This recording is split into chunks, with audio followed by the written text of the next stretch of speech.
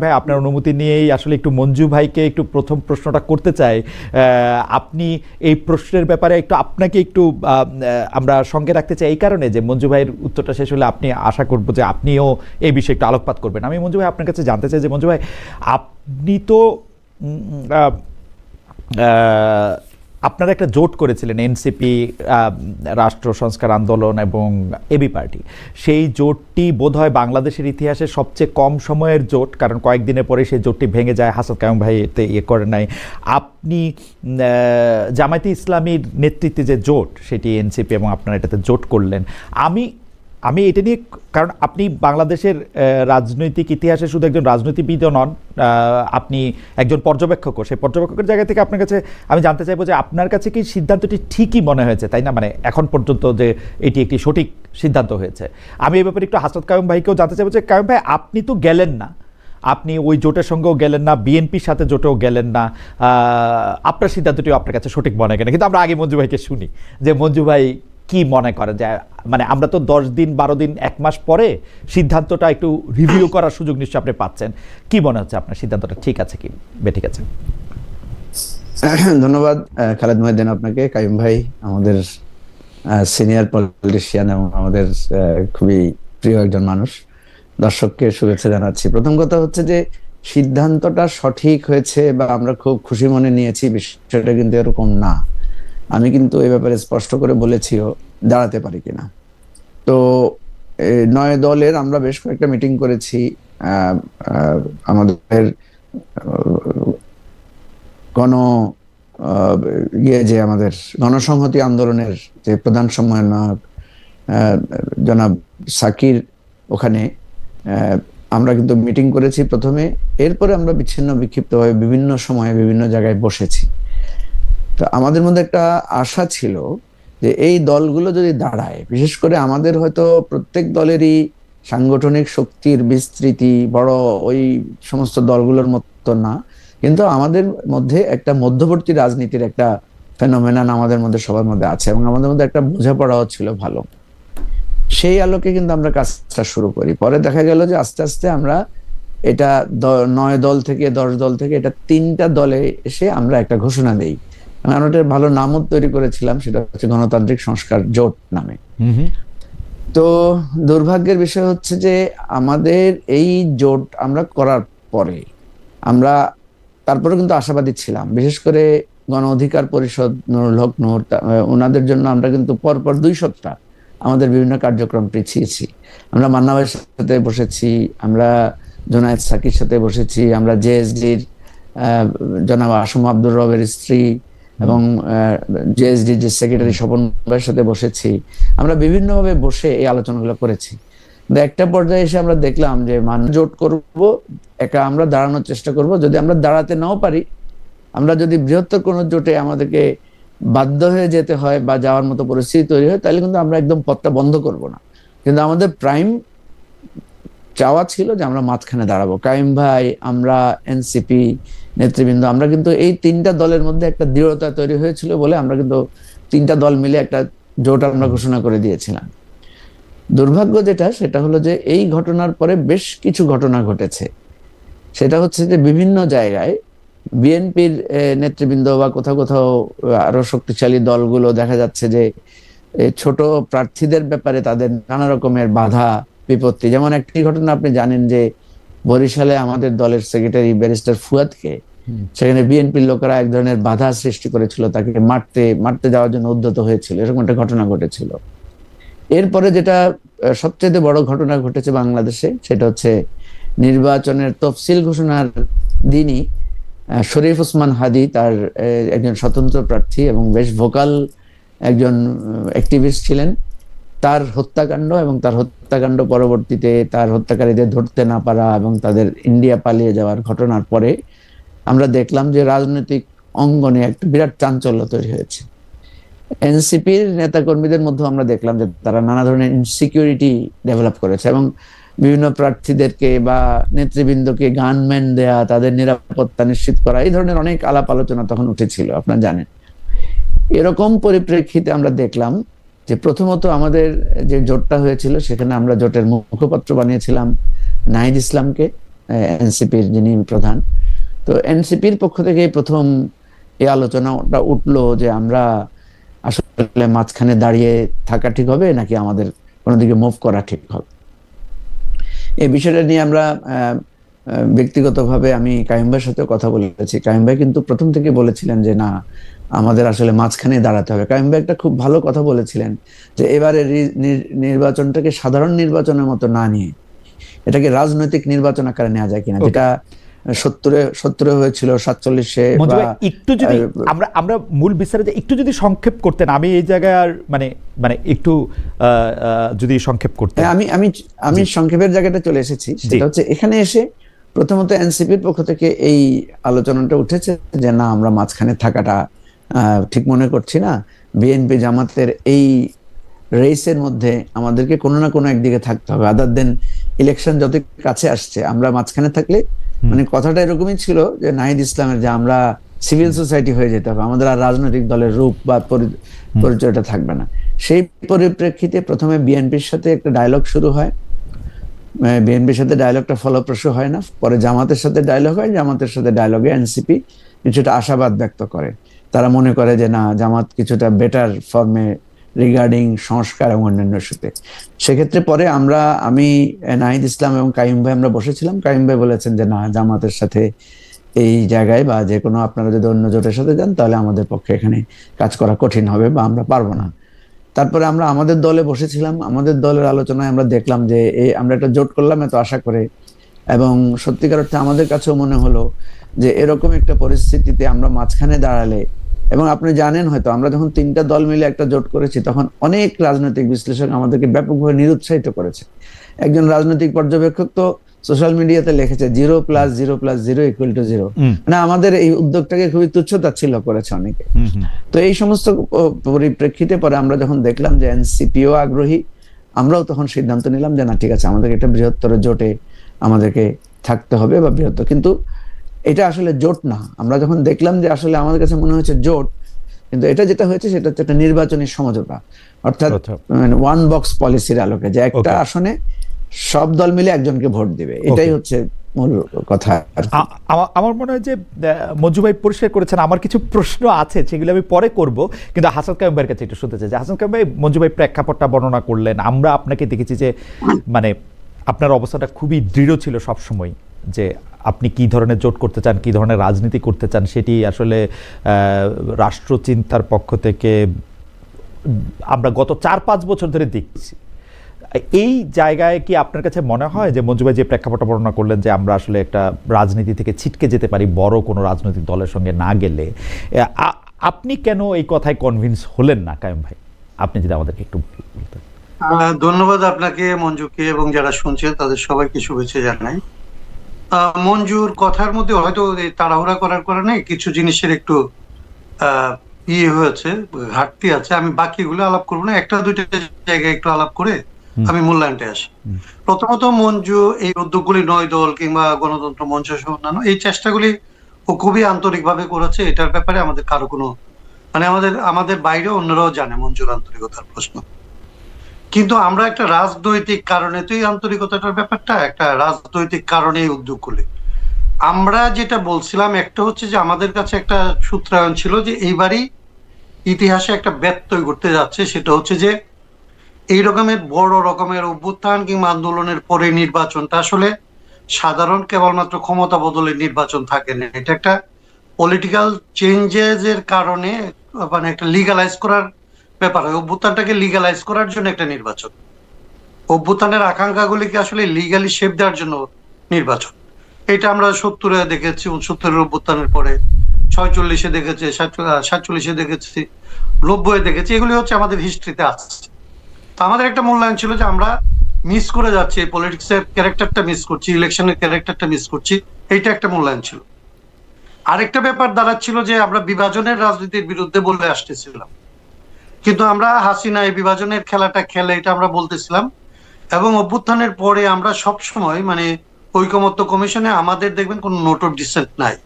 আমরা কমন মিনিমামের মধ্যে সবাইকে ঐক্যবদ্ধ করার একটা চেষ্টায় ছিলাম।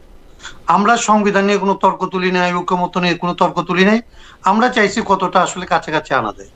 এগুলি ছিল আমাদের রাজনৈতিক বিশ্লেষণের প্রেক্ষিতে পদক্ষেপ।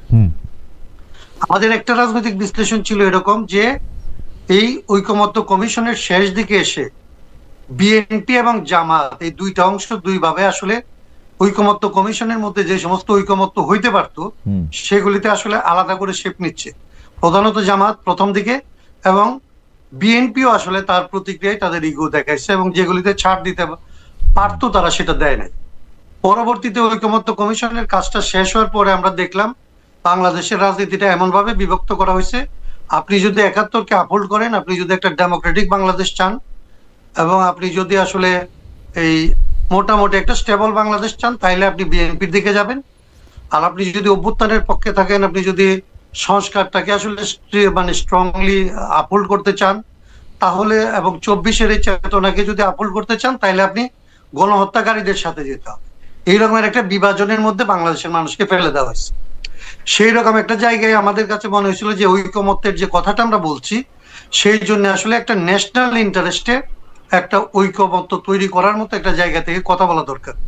আমাদের দেশে রাজনৈতিক দলগুলি যেভাবে দেখে, তারা মনে করে রাজনৈতিক দলগুলির ঐকমত্য মানে জাতীয় ঐকমত্য, কিন্তু জাতির ঐকমত্য এবং রাজনৈতিক দলের ঐকমত্য যে অনেক সময় এক না, একাকার না, এইটা অনেক সময় ভুলে যায়। যে জন্য মঞ্জুরা পরবর্তীতে যে জায়গাটায় গেল, আমি এখানে একটু বলি, আমরা কিন্তু প্রথম থেকে জাতীয় ঐকমত্যের জন্য একটা উদ্যোগ নিতে বলছি, যেটা neither BNP not Jamaat Islami, কারণ আমাদের কাছে এগুলি কোনো ফেনোমেনার ব্যাপার ছিল না। আমাদের কাছে তাদের সুনির্দিষ্ট যে রাজনীতি, সেই রাজনীতিটা জনগণকে বিভক্ত করে ফেলে বলে আমাদের মনে হয়েছিল, এবং আমরা মনে করছিলাম যে মাঝখানে দ্বারা আসলে জাতিকে ঐক্যবদ্ধ হওয়ার জন্য কলটা রাখতে হবে, পলিটিক্সটা করতে হবে, আজকে না হোক আগামীকালকে জাতি ঐক্যবদ্ধ হবে।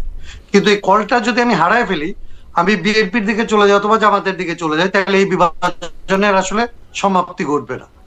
সেই জায়গা থেকে আমরা মঞ্জুদের সাথে আসলে কি বলা যায় যে আলোচনার একটা পর্যায়ে যখন মঞ্জুরা আমাদের কাছে এই প্রস্তাব দেয় যে আমরা এটা চেষ্টা করব, কিন্তু যদি আমরা ফেল করি তাহলে গ্রেটার একটা ঐক্য প্রথম দিকে আমরা বিএনপির সাথে করার চেষ্টা করব, পরে যদি এটা না হয় তাহলে আমরা জামাতের দিকে করার চেষ্টা করব। ওই উদ্যোগের সাথে আমরা প্রথমেই না বলে দিই, আমরা বলি যে তাইলে আপনারা দুইটা দল আগান, আমরা কিন্তু মঞ্জু পারতেছি না, আমরা যদি পারি পরে করবো। ভদ্রতা করে আমি বলছিলাম যে আমরা যদি কোনো সময় কনভিন্স হই তাহলে আপনাদেরকে আমরা ফলো করব কিংবা আপনাদের সাথে জয়েন করব। খুব মানে সরাসরি নাটা আমি ওইভাবে বলি না। ওই সময় তারা এই উদ্যোগটা দুই দল মিলায় নিতে পারে নাই বা নেয় নাই তারা কোনো কারণে। পরবর্তীতে কিছুদিন পরে কিন্তু তারা আমাদের সাথে এই কমিটমেন্টে আসে যে রাজনৈতিক জোটটাই হচ্ছে প্রধান, নির্বাচনটা হচ্ছে এর মধ্যে একটা ইনসিডেন্ট। নির্বাচনটা আমরা করব, নির্বাচনে আমরা আসলে আসন পাবো কি পাবো না, জিতবো কি জিতবো না এটা ব্যাপার না। যদি আমরা জিতি ভালো, নাও যদি জিতি আমরা লং টার্মে একটা পলিটিক্স করব, এবং সেই জন্য এই জোটটা হচ্ছে একটা পলিটিক্যাল জোট। কিন্তু বাকি যেগুলি আসলে মঞ্জু বলছে পরের জিনিসটা আমি আর বর্ণনা করতে চাই না। ওনারা যখন আসলে প্রধানত এনসিপি, আমি অনেক পরে জানছি এনসিপি যখন ডিসিশন নিছে, তখন মঞ্জু এবং আমাকে আসলে এনসিপির যে যাকে আমরা মুখপাত্র করছিলাম জোটের, ওরা এসে বলে যে আমরা এরকম একটা পর্যায়ের মধ্যে পৌঁছাইছি, আমরা এদের সাথে আলাপ করছি, ওদের সাথে আলাপ করছি ইত্যাদি। তো আমার দিক থেকে আমি খুব স্বাভাবিকভাবে বলি যে আমাদের পক্ষে তো এটা সম্ভব না, এটা তো আসলে আমাদের কমিটমেন্ট যেটা ছিল। কাইয়ুম ভাই, আমি একটু বোঝার জন্য যে ধরেন, আচ্ছা শেষ করেন প্লিজ। সরি, এখনো পর্যন্ত আমাদের উপলব্ধি, আপনি যেটা প্রশ্ন করছিলেন, আমার উপলব্ধি কিংবা আমাদের দলের উপলব্ধি হচ্ছে যে আমরা এখনো খুবই, আমি মনে করি যে ন্যাশনাল ইন্টারেস্টে যে পলিটিক্সটা করা দরকার, পার্টিগুলিকে আমি তার সাথে আনতে পারি নাই, কিন্তু পিপল এটার সাথেই আছে, পিপল এই কলটার মধ্যে আছে, পিপল বিভাজনটা চায় না, পিপল মুক্তিযুদ্ধকেও ধারণ করতে চায়, ২৪কেও ধারণ করতে চায়, গণতান্ত্রিক বাংলাদেশও চায়, ঘুষ দুর্নীতি চাঁদাবাজি মুক্ত বাংলাদেশও চায়, পিপল বাংলাদেশের মানুষের ধর্মীয় অনুভূতিকে শ্রদ্ধা করতে চায়, এগুলো সবগুলিকে একসাথে ধারণ করে ইনক্লুসিভ একটা বাংলাদেশ চায়। এরা এই দুইটা রাজনৈতিক দল যেভাবে দুই ভাগে ভাগ করছে এবং যেভাবে রাজনৈতিক দলগুলি বাকি রাজনৈতিক দলগুলি তাদের সাথে গিয়ে এই বিভাজনটাকে আসলে সঙ্গত মনে করে তাদের সাথে অংশী হয়েছে, সেইটা আসলে বাংলাদেশের মানুষের অভ্যুত্থানের সাথে, বাংলাদেশের মানুষের আকাঙ্ক্ষার সাথে আসলে সঠিক হয় না। এটা আমি মনে করি যে তাদের সাথে এক ধরনের প্রতারণা করা হয়েছে, এই শব্দটা আমি বলবো না, কিন্তু এই আকাঙ্ক্ষাটাকে তারা আসলে ধারণ করে নাই। তবে আমি কি একটা- আকাঙ্ক্ষাটা নেই। তবে আপনি শেষ হলে আমি এই বললেন জন্যই আমার একটা মনে করি প্রশ্ন। যে আমাদের জায়গাটা এখন আমি ঠিক মনে করি। আচ্ছা জি, এবার যদি বলে আচ্ছা কাবিল ভাই, আমরা তো আপনারে মানে একটা রাজনৈতিক শিক্ষক হিসেবে পাই, মানে এটা রাজনীতি বিজ্ঞানের না, বাংলাদেশের রাজনৈতিক শিক্ষক হিসেবে আপনি বলতেছিলেন যে অনেক সময় যারা মাইনরিটি তারাও আসলে সত্যের জায়গায় থাকতে পারে।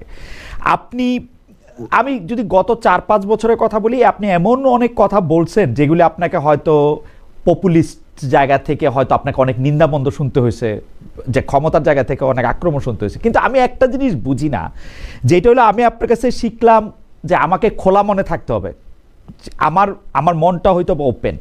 কিন্তু আপনি জামায়াতের ক্ষেত্রে বা জামায়াতের জোটে যাওয়ার ক্ষেত্রে যেই মানে আপনার এটাকে রিজার্ভেশন বলবো না অ্যালার্জি বলবো আমি জানবো না, মানে জানি না, মানে আপনি যে একটা শক্ত প্রতিরোধী ভূমিকা দেখাইলেন, কিন্তু আমি এটা কিন্তু বুঝতে পারি না যে এমন কোন কথা এনসিপি বলছে জামাত বলে নাই, বা জামাত বলছে এনসিপি করে না, মানে এনসিপি আর জামাতের মধ্যে মানে অবস্থানগতভাবে তফাৎটা কি ছিল? যে আপনি এটা মুক্তিযুদ্ধের প্রশ্ন বলেন, 24 বলেন, 71 বলেন, ধর্মীয় অনুভূতি বলেন, আমি তো এনসিপির সাথে জামায়াতের বড় তফাৎ দেখি নাই।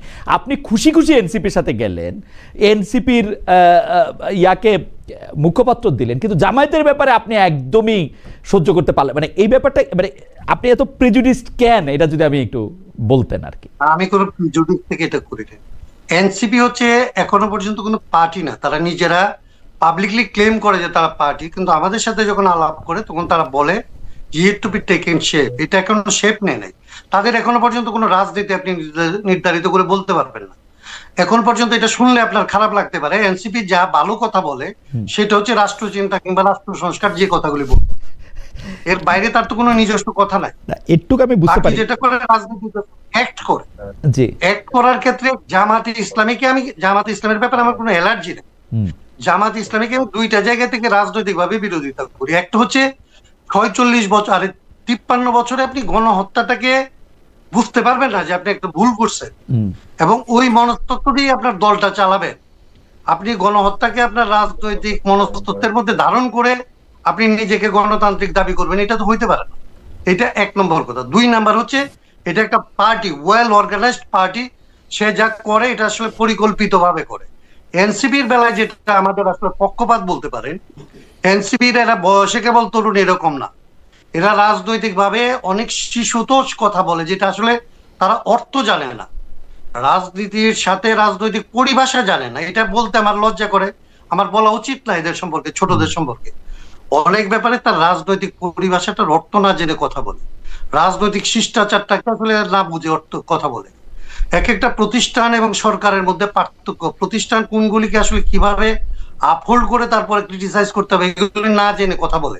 এগুলিকে আমি ধরি যে এগুলি হচ্ছে এই বয়সের এবং অভিজ্ঞতার ঘাটতি, এবং সেইখানে আমরা আমি দায়িত্ব মনে করি, মঞ্জু দায়িত্ব মনে করে, এবং অন্যদেরও দায়িত্ব বোধ করা উচিত ছিল যে এরা যে বড় রকমের সাহসী কাজটা করছে এবং এই কাজের পরে যে একটা আত্মম্বরিতা তৈরি হইতে পারে, সেইখানে আসলে তাদের কি আত্মম্বরিতার যে রাজনৈতিক বিভ্রান্তি তৈরি করতে পারে, এগুলি ধাপে ধাপে তাদেরকে আসলে সহায়তা করে শিখানো দরকার ছিল। এটা হইলে বাংলাদেশে উপকৃত হইতো। আমার এই দিক থেকে বলতে পারেন একটা পক্ষপাত কাজ করতে পারে তারুণ্যের প্রতি, তাদের সাহসের প্রতি, এবং তারা স্পর্ধার প্রতি, কিন্তু এইটা এবং তাদের না জানার প্রতি বলতে পারেন যে আমার মা আমাকে বলতো, আমি এই কথাটা বলে শেষ করি, আমার মা বলতো যে বাবারে, তুমি যাকে অপছন্দ করো তার ভুল হচ্ছে তোমার কাছে অপরাধ, আর তুমি যাকে পছন্দ করো তার অপরাধ হচ্ছে তোমার কাছে ভুল। এটা বলতে পারেন যে আমি যেহেতু এনসিপি কে পছন্দ করতাম, এনসিপির সাহসটাকে যেহেতু আমি পছন্দ করি, এবং আমি যেহেতু হেড পলিটিক্স এর বাইরে 18 সাল থেকে এই জেনারেশনকে পলিটিক্স এর দিকে আনার চেষ্টা করে গেছি ক্রমাগত, তো আমার এক ধরনের পক্ষপাত থাকতে পারে। আমি ভুল, এদের অপরাধকে হয়তো আমি ভুল মনে করি, কিন্তু জামাতের অপরাধ এবং এদের এটা অপরাধ না, আমি এইভাবে একেবারে ওইভাবে আমি দেখি না। এরা এইসব বিষয়ে একটা স্টেপ নেয় না, সিদ্ধান্ত নেয় না। কিন্তু কায়েম ভাই, আমি আপনার কাছে প্রশ্নটা করে যাই, মানে আমি একটু মঞ্জু ভাইয়ের কাছে যাব, যে আপনি জামায়াতে ইসলামী প্রসঙ্গে আপনি এটা পরিষ্কার করেছেন যে আপনার আসলে কোনো ধরনের অ্যালার্জি বা কোনো ধরনের রিজার্ভেশন, প্রেজুডিস এগুলি কিছু নাই, কিন্তু 53 বছরের একটা রাজনীতি পর্যবেক্ষণ করে একটা জিনিস ভুলকে ভুল বলতে না পারা, যেটা আপনার ভাষায়, কিন্তু আমরা কিন্তু দেখছি যে জামায়াতে ইসলামী নানাভাবে সেই ভুল স্বীকার করেছে, বলতে চেয়েছে। আরও একটা জিনিস হচ্ছে কি, মানুষ কি চায়, বাংলাদেশের মানুষ কি এখন জামায়াতে ইসলামের এই ভুল, যেটাকে আপনি ভুল বলতেছেন, আমি এটা বললেও এখন মুশকিল যে আমি এটা ভুল কিনা, আপনি যেটা ভুল বলতেছেন বা যেই অবস্থানের কথা বলতেছেন ওইটা বললেও বাংলাদেশের মানুষ বলতেছে যে অতীত নিয়ে আমরা ঘাটাঘাটি করতে চাই না, আমরা সামনে দেখতে চাই, আমরা এটা করতে চাই।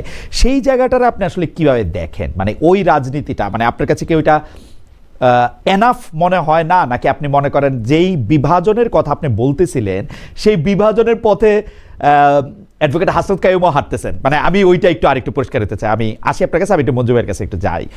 মঞ্জু ভাই, একটা কথা তো শুনতে খুব ভালো যে এইটা আদর্শিক জোট না, এটা একটা নির্বাচনী সমঝোতা, এটা আসলে জোটই না, কিন্তু আমার কাছে কিন্তু মনে হয় যে আদর্শ ছাড়া কোনো একটা পথ চলা একসঙ্গে হইতে পারে না। মানে there is nothing wrong in it, কিন্তু আপনারা কেন বলতে পারে এইটা? তো আপনারা এরকম না যে আপনারা আজকে যদি আওয়ামী লীগ নিষিদ্ধ না হইতো তাহলে আওয়ামী লীগের সাথে আপনারা এটা জোট করতে পারতেন, নাকি পারতেন? আমি জানি না, মানে বলতেন যে এটা একটা নির্বাচনী সমঝোতা। আওয়ামী লীগ যদি আপনাকে ধরেন বলতো যে আমাদের সব লোক আপনারা ভোট দেবে, আপনাকে 100 আসন ছেড়ে দেওয়া হবে, তাহলে কি আপনি এটা করতে পারতেন নির্বাচনী সমঝোতার নাম নিয়ে? মানে একটা না একটা আদর্শ তো এটার মধ্যে কাজ করেই। তারপরে আপনারা যদি এখন ক্ষমতায় আসেন বা বিরোধী দলে যান, কোনো না কোনো একটা ইশতেহারের ভিত্তিতে তো আপনারা কাজ করবেন। এখন ঘটনা হইতেছে যে আপনি যে শব্দগুলি ব্যবহার করছেন, তুচ্ছ তাচ্ছিল্য করা, তারপর হচ্ছে যে একেবারে এনসিপি বলছে যে আপনার একটা বৃহত্তর সুশীল সমাজে পরিণত হইলেন। মানে আপনার কাছেই তো আমরা শিখলাম মঞ্জু ভাই যে এটা তো রাজনীতিটা তো একটা স্প্রিন্ট না, এটা তো একটা ম্যারাথন। এটা তো আজকে না হোক 2 দিন পরে 4 দিন পরে এটা হইতো। সো ওই জায়গা থেকে আমি আপনার প্রশ্ন করতে চাই যে জামাতে ইসলামের সাথে এইবারে জোট করাটা এবি পার্টির এক ধরনের বিলুপ্তি কিনা, আত্মহত্যা কিনা? মানে এনসিপির কথা আমি নাই বললাম, আমার চোখে কিন্তু এখন এনসিপি, এবি পার্টি সবাই, জামাত ইসলামী যেহেতু একটা বৃহত্তর দল এবং এটা বিএনপির ক্ষেত্রে গেলেও আমি একই কথাই বলতাম, সেটা এক ধরনের বিলুপ্তি কিনা আসলে মঞ্জু ভাই? হ্যাঁ, এটা তো আমি কিন্তু এই কথাটা ব্যাখ্যা দিয়েছি যে বাংলাদেশের এই নির্বাচনী রাজনীতির যে স্রোতধারা, এটাতে কিন্তু নতুন রাজনৈতিক দলগুলো বিলুপ্ত হয়ে যাওয়ার, বা আমি বলেছি দুটো জিনিস, যে একটা জিনিস হচ্ছে অস্তিত্ব এবং সতীত্ব, এই দুইটা জিনিসই কিন্তু ধ্বংস হয়ে যায় বর্তমান যে নির্বাচনী যে ধারা। আপনি দেখবেন যে নাগরিক ঐক্য, গণসংহতি আন্দোলন, তারপরে আপনার জেএসডি, তারপরে আপনার বিপ্লবী ওয়ার্কার্স পার্টি, এই যে সব দলগুলো আমাদের, বা আমরা এবি পার্টি, এনসিপি, আমাদের মধ্যে কিন্তু একটা উচ্ছ্বাস ছিল, আকাঙ্ক্ষা ছিল যে আমরা একটা নতুন রাজনীতি দাঁড় করাবো। আমি সবসময় কাইম ভাইকে দুষ্টমি করে বলতাম যে আপনি আমাদের মাথাটা নষ্ট করেছেন, যে এই যে রাষ্ট্র সংস্কার একটা জিনিস আমাদের মাথার মধ্যে ঢুকাইছেন। একদম একদম দেখেন, ঢুকে নাই মনে হয় মঞ্জু ভাই, আপনি তো বাইরে আসছেন, অসুবিধা নাই। মানে কাইম ভাই এটা না আমি বলি কারণ আমাদের এই যে আপনি এখন বললেন না, এই যে এটা কি আদর্শিক জোট, হ্যাঁ, এখানে এই আমাদের মধ্যে এই সম্পর্কটা তৈরি হয়েছে কোত্থেকে জানেন? সেটা হচ্ছে এই আমাদের যে সংস্কার কমিশন এবং তারপরে যে ঐকমত্য কমিশনটা শুরু হলো, সেখানে কিন্তু আপনি একটা অদ্ভুত ঘটনা দেখবেন যে রাষ্ট্র সংস্কারদের সবাই মিলে যে একটা গণতন্ত্র মঞ্চ ছিল, ওনারা কিন্তু ঐকমত্য কমিশনে জামাতের সাথে মিটিং করেছেন এবং ওখানে জামাতের নেতাদের সাথে সিপিবি, রাষ্ট্র সংস্কারের, গণসংহতির, ওনাদের কিন্তু দারুণ একটা সুসম্পর্ক তৈরি হয়েছিল। তো এই যে সংস্কার, এটা যে বললো কাইম ভাইকে আমি দায়ী করব যে উনি এই সংস্কারের বীজটা আমাদের মাথায়, পোকাটা আমাদের মাথায় ঢুকাতে গিয়ে কিন্তু আমি মাঝখানে একটা কথা বলি, মানে কথা বলা, একজন আরেকজনের সাথে ডায়লগ এক্সচেঞ্জ করা, আমি এইখানে বলি মানে কেমন একটু ফ্লেক্স মনে হয়, তারপরেও বলি জামায়াতের যে বর্তমান আমির আছেন, নায়েবে আমির আছেন, তারা দুইজন আমাকে এত পছন্দ করেন। মানে জামায়াতের আমির সাহেব তো কর্মী সভায় গিয়েও আমার কথা বলছেন, মানে আমি খুবই অবাক হয়েছি, আরেকজন ছবি তুলে এটার মধ্যে এটা দিছে, এবং খুবই মানে স্নেহের পর্যায়টা কিন্তু অন্যরকম, মানে ডিফারেন্ট লেভেলে। কিন্তু সেইটাতে তো কোনো সমস্যা নাই, আমরা তো একটা রাজনৈতিক দলের মানে সাথে আরেকটা রাজনৈতিক দলের ডায়লগ হবে, ওটা তো আপনিও তো ওইরকমই মানুষ, আপনিও তো ওইরকম বন্ধ মানুষ না মঞ্জু ভাই। মানে আপনাকে যেটা বলছি, আমি আপনাকে ঘটনাটা বলি, যখন আমাদের ঐকমত্য কমিশনে আলোচনা হচ্ছিল, তখন আমরা সবাই কিন্তু, বিএনপি যখন নোট অফ ডিসেন্ট দিচ্ছিল, একটা অদ্ভুত পোলারাইজেশন দেখবেন, বিএনপি যখন নোট অফ ডিসেন্ট দিচ্ছিল, আমরা তখন সবাই এক কাতারে দাঁড়িয়ে গেলাম নোট অফ ডিসেন্টের বিরুদ্ধে, অর্থাৎ গণতন্ত্র মঞ্চ, এবি পার্টি, এনসিপি, জামাত, এবং অন্যান্য ইসলামিক দল, আমরা এক কাতারে চলে আসলাম। আবার জামাত যখন লোয়ার হাউসে পিয়ার এবং গণভোটটা মানে আলাদা করতে চাইলো, যে গণভোট হবে আপনার এই আলাদা আর ইলেকশনটা হবে আলাদা, তখন কিন্তু আবার আমরা জামাতের সাথে ডিফার করলাম।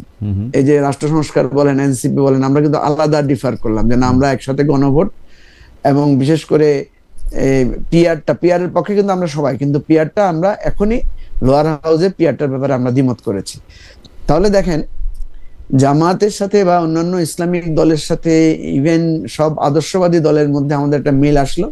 আমরা কিন্তু বিএনপিকে এমনও হয়েছে যে একদিন একেবারে সবাই মিলে অনুরোধ করেছি যে আপনারা নোট অফ ডিসেন্টটা গুলো সরিয়ে নেন, যেটা কাইম ভাই বললো যে বিএনপি আর একটু উদারতার পরিচয় দিলে আমাদের সংস্কার কার্যক্রম, নির্বাচন আরো আগেই হয়ে যেতে পারতো।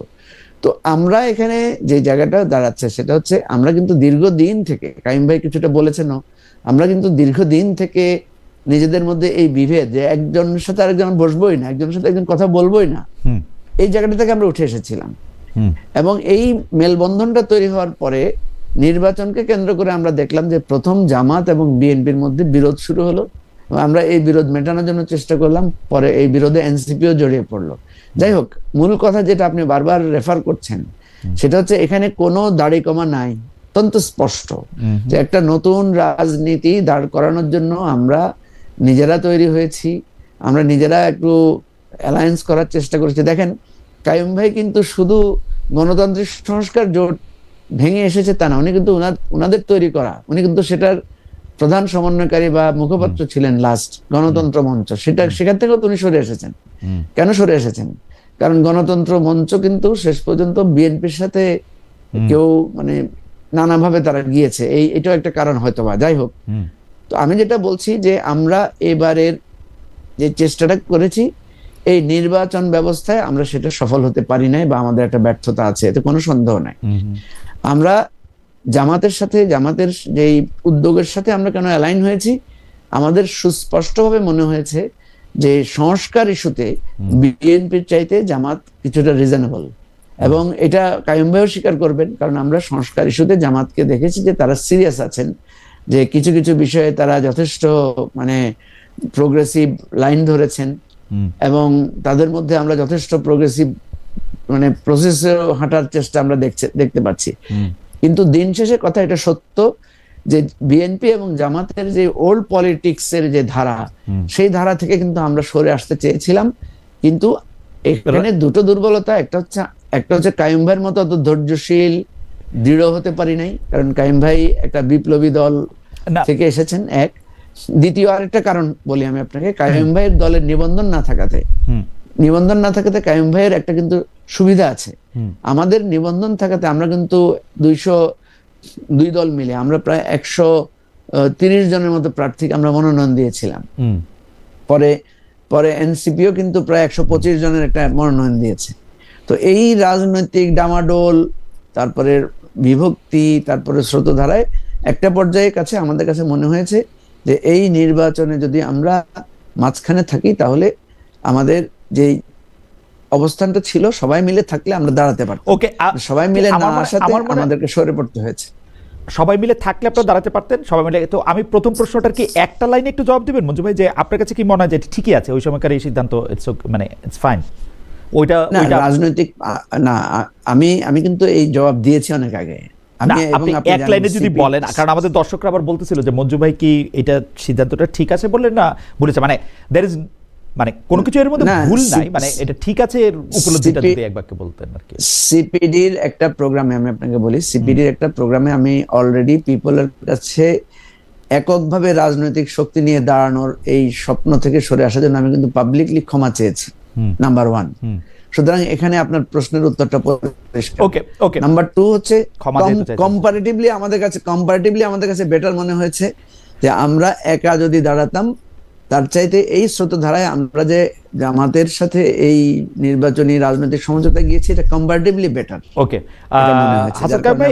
হাসান কাইম ভাই, আমি দুইটা বিষয়ে যে প্রশ্নটা আগে করে গেছিলাম, যে আপনিও আসলে ঠিক একটা বিভাজনের জায়গা থেকেই আসলে জামাতে ইসলামী বা জামাতে ইসলামী ছাড়া অন্য দলগুলিকে আলাদা চোখে দেখতেছেন কিনা, আর হচ্ছে যে সংস্কারের প্রশ্ন মঞ্জু ভাই কিছু বললেন, সেটার ব্যাপারেও আপনি যদি একটু আলোকপাত করেন। না, প্রথমত যেটা ধরেন বিভাজনের ব্যাপারটাকে যে মঞ্জু যেভাবে বলতেছিল, আপনি যেটা পয়েন্ট আউট করেন, একটা হচ্ছে যে রাজনীতিটা এবং ব্যক্তিগত সম্পর্কটাকে এক করে দেখা। আমি গণতন্ত্র মঞ্চের মধ্যে এই সংকটটা ফেস করতাম। হুম অনেকেই মনে করে যে একটা রাজনৈতিক দলের নেতার সাথে সম্পর্ক রাখাই হচ্ছে দলের সাথে সম্পর্ক রাখা। হুম এবং সেখানে রাজনৈতিক প্রশ্নটাকে উজ্জ্বল করে এটা করা হয়। জামাত ইসলামের সাথে ধরেন, জামাত ইসলামীর তো ধরেন প্রশ্নটা কিভাবে আসে, অনেক সময় আসে যে খুব সংক্ষিপ্ত ভাবে এটা আলাপ করতে হয় এবং এগুলি প্রায় জাজমেন্টাল ফর্মে আলাপ হয় বলে আমরা কখনোই মানে বিস্তারিত আলাপটা করতে পারি না বলে এই জায়গাগুলিতে অস্পষ্টতা থাকে। জামাত ইসলামীর ধরেন এই যে যেটা আমি বলি যে গণহত্যার মনস্তত্ত্ব থাকলে কি হয়, আপনি দেখবেন যে এখানে র্যাব সৃষ্টি করার সময় এরা পাওয়ারে ছিল। আপনি দেখবেন যে এখানে খুনের রাজনীতিটার মধ্যে এই ধারাবাহিকভাবে তারা পাওয়ারের সাথে খুনটাকে ধরেন দুই ধরনের ঘটনা ঘটছে, বামপন্থীর হয়ে কাজ করছে কিন্তু ওরা পাওয়ারের বাইরে থেকে। আর জামাত ইসলামী এটা সবসময় করছে রাষ্ট্র ক্ষমতাকে ব্যবহার করে। সে বাংলা বাইকেও বানাইছে রাষ্ট্র ক্ষমতাকে ব্যবহার করে, র্যাবকে বানাইছে এবং র্যাবকে ব্যবহার করছে তখন মানে এইরকম। হুম এইটা যদি থাকে আসলে আপনার জেনেটিক্যাল একটা ব্যাপার থাকে, তখন আপনার ডেমোক্রেটিক পলিটিক্স এটা একটা প্রবলেম তৈরি করে। এটা একটা। হুম হুম দুই হচ্ছে ডেমোক্রেটিক পলিটিক্স এর মধ্যে জামাত ইসলামীর এইবারের যে রোল, এই রোলটা তো ভালো, কিন্তু এই রোলের পরে তারা যে রোলটা নিচ্ছে, এই যে ধরেন ঐকমত্য কমিশনের আপনারা যেটা বললেন, মঞ্জু যেটা বললো যে আমরা সবাই মিলে কতগুলি জিনিস চাইছিলাম, এখন এই দুইটা জিনিসকে একাকার করে ফেললে খুব মুশকিল। ধরেন আমি যেটা বলি যে আপনার যুদ্ধের সময় তো আমরা কতগুলি নিয়ম দেখি যে রেড ক্রিসেন্ট ওইখানে মুভ করতে পারে, একজন আহত হলে তাকে আসলে হাসপাতালে নেওয়া যাবে, যদিও এগুলি এখন ট্রাম্প সব উড়ায় দিচ্ছে। কিন্তু যুদ্ধেরও একটা নীতি থাকে, যুদ্ধের সময় বিবাদমান পক্ষগুলি কতগুলি নীতি মেনে চলে। রাজনীতিতে তো কতগুলো জায়গা থাকবে যে আসলে আমরা রাজনীতি করব, জামাতের বিরোধিতা করব বা জামাত আমার বিরোধিতা করবে, কিন্তু আমরা আসলে এই জায়গাগুলি কোন কোন লেভেলে কি ধরনের বিরোধিতা করব, বিরোধিতার পদ্ধতি কি হয়। এইবারের রাজনৈতিক চ্যালেঞ্জটা কিন্তু ছিল এই রুলস গুলিকে আসলে তৈরি করা, সংবিধানটাকে সংস্কার করে, রাজনৈতিক আইনগুলিকে সংস্কার করে এরকম একটা জায়গা তৈরি করা যে একটা ডেমোক্রেটিক প্র্যাকটিস আমরা বাংলাদেশে করতে পারবো। এবং এই ডেমোক্রেটিক প্র্যাকটিসের একটা ল্যাবরেটরি টেস্ট ছিল আসলে ঐকমত্য কমিশন, হুম যে আমরা ভিন্নমত করছি কিন্তু আমরা ওইখানে আসলে জোর জবরদস্তি করি নাই। হুম এটা শুরু করলো হচ্ছে জামাত ইসলাম। হুম ও ঐকমত্য কমিশনে থাকাকালীন সময় আসলে রাস্তায় চলে আসলো, চ্যালেঞ্জটা দিয়ে দিল। হুম কিংবা ওরা এটা করলো যেটা ওই সময়ে যখন ধরেন তারা ডাকসুতে জিতলো, হুম ঐকমত্য কমিশনে এসে তারা যে আইনটার ফর্মুলা দিল, হুম সে আইনটা হচ্ছে এরকম যে যে প্রস্তাবিত আইনটা যে হবে, হুম জাতীয় সনদ বাস্তবায়ন আইন যেটা হবে, এটাকে যদি কেউ অস্বীকার করে তাহলে এটা হচ্ছে তার শাস্তি হবে সেডিশনের শাস্তি। হুম মানে একটা ডেমোক্রেটিক প্রসেসের জন্য আলাপ করতেছেন আপনি, হুম তখন আপনি একটা আনডেমোক্রেটিক একটা ব্রুটাল লর কথা ভাবতেছেন, হুম এরকম আর কি। আমি বলি এটা মনস্তাত্ত্বিক একটা সংকট। হুম এইটাকে আপনার সমালোচনা করতে হবে, কারণ আপনি বাংলাদেশকে একটা জায়গায় তো আনতে হবে। এখন রাজনৈতিক সমালোচনাকে ও আমাদের এখানে যেটা দাঁড়াইছে, রাজনৈতিক সমালোচনাটাকে একটা রাজনৈতিক বিরোধ, এবং বিরোধটা হচ্ছে তারপরে ধরেন তাকে আরেকজনকে নির্মূল করে ফেলা, এইরকমের একটা জায়গার মধ্যে দাঁড় করানো হয়েছে। ভিন্নমত মানে হচ্ছে বিরোধিতা, বিরোধিতা মানে হচ্ছে তাকে নির্মূল করা। এই যে কালচারটা দাঁড়াইছে, আমরা ক্রমাগত এটার বাইরে আসার জন্য এক ধরনের আলোচনা করার কথা বলি। আপনি যেটাকে বলেন যে আমি বিভাজনের কথা বলছি কিনা, বা প্রকারান্তরে আমিও বিভাজন করছি কিনা, বা আমাদের দল বিভাজনের কাজটা করছে কিনা, এইটার আসলে মানদণ্ড কি?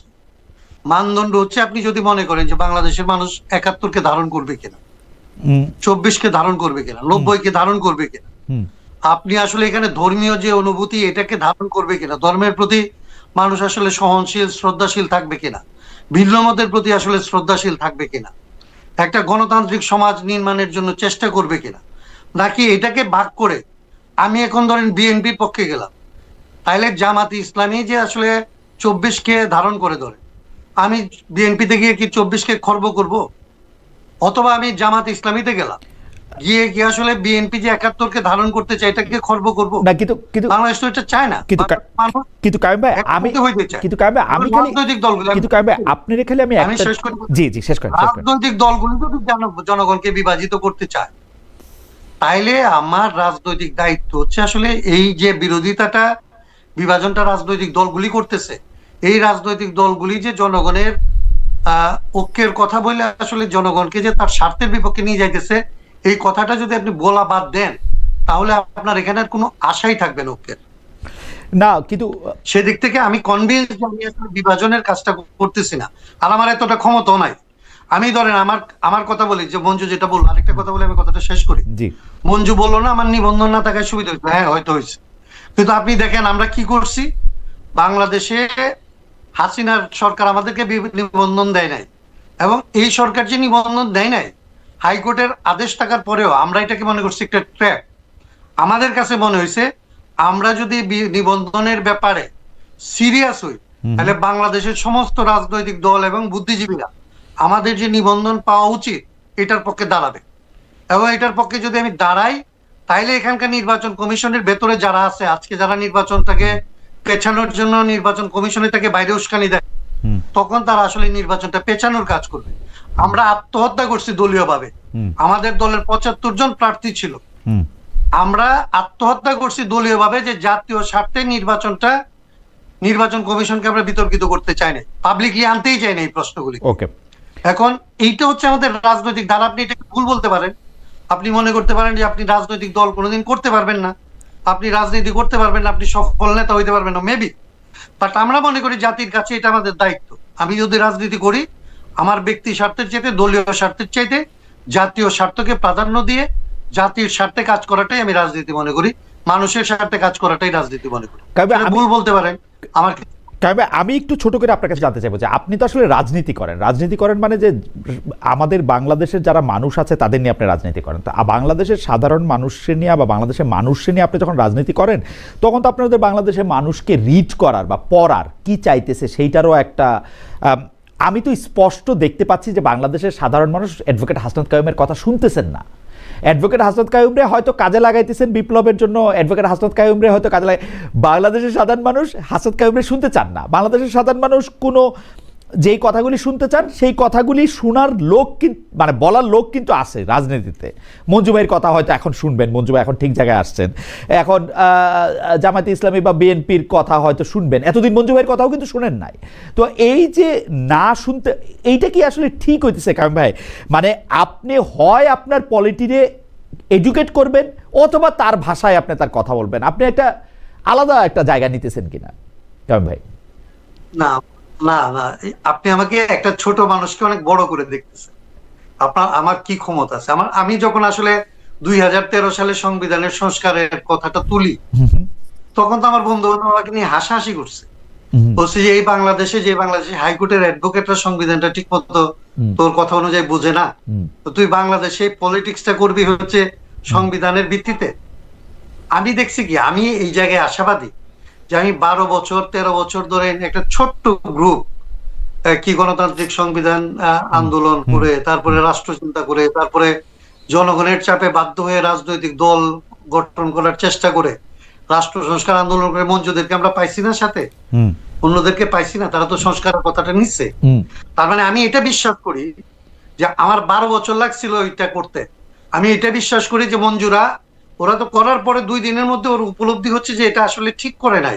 এবং আমি বিশ্বাস করি 2 বছরের মধ্যে বাংলাদেশের মানুষ, আমি যে জায়গাটায় দাঁড়াইছি, এই রাজনৈতিক দলগুলির অনেকে এই জায়গাটায় দাঁড়াইতে হবে।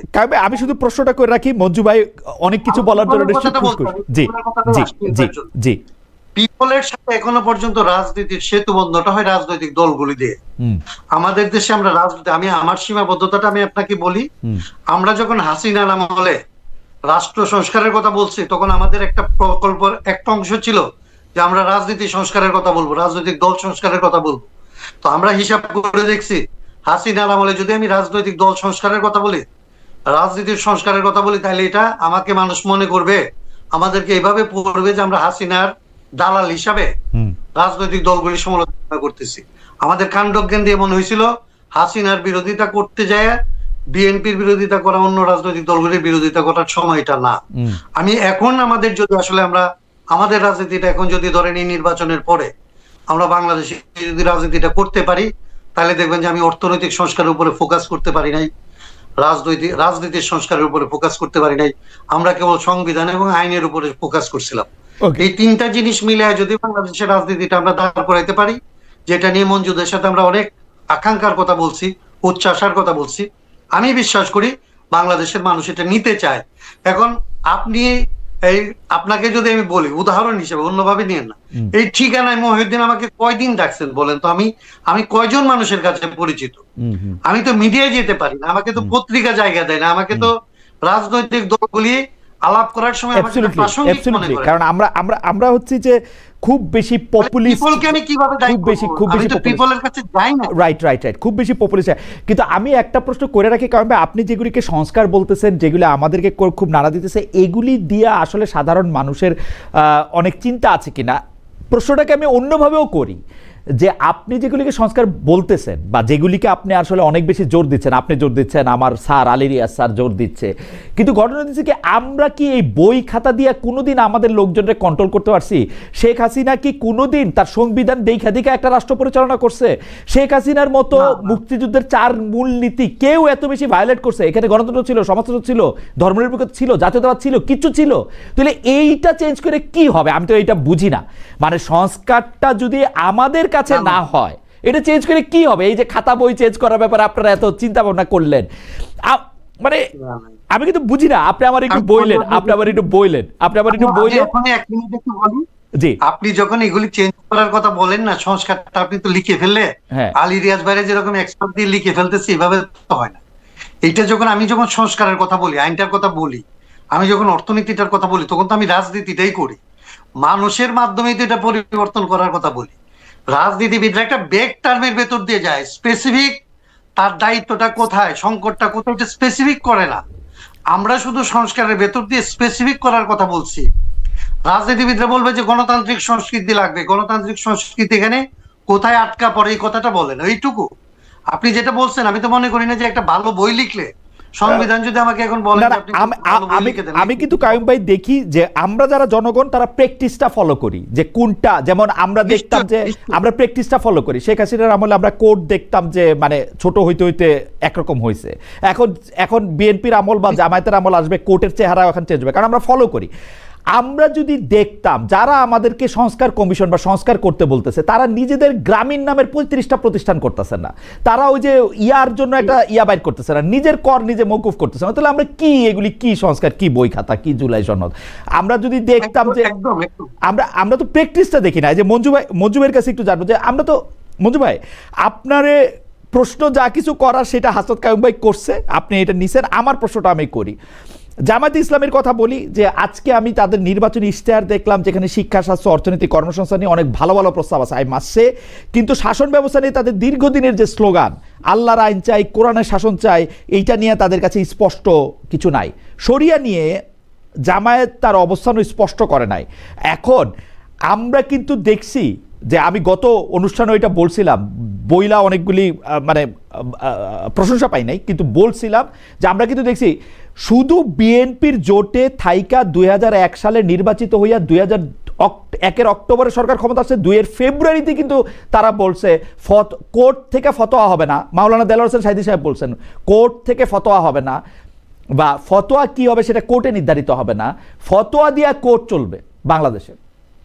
এখন আমি একটু আপনাদের এই ইশতেহারটা একটু জানতে চাই, যে এটা স্পষ্ট করে না জামায়াতে ইসলামী, বা আপনি এটা কিভাবে দেখেন? এখন যদি জামায়াত সত্যিই ক্ষমতায় আসে, তাহলে এটা কিরকম হবো? আপনারা কিভাবে এটা দেশটা চালাবেন? আপনি এটা বলার আগে আমি একটু, আজকের আলোচনাটা আমার কাছে খুবই শিক্ষামূলক মনে হচ্ছে নানা কারণে। কারণ আমরা প্রচলিত টকশোর মধ্যে যে পক্ষ বিপক্ষ, আমাদের দর্শকরা খুব বেশি আনন্দ পাইতেছেন না, তারা বলতেছেন যে মানে আলোচনাটা, কিন্তু আমার কাছে খুবই লাগছে, আপনাদের যদি সময় থাকে এবং ইন্টারনেট যদি একটু পারমিট করে, আমি একটু সময়টা একটু বাড়াইতেও চাই, যে কারণ আমার কথা শুনতে খুব ভালো লাগতেছে, এই জন্য দর্শকদের মতামতটা একটু বলি। হাসনাত কাইয়ুম ভাই মাথা নিচু করছে, মানে হ্যাঁ সূচক মাথা নিচু আর কি। মঞ্জু ভাই বলবেন।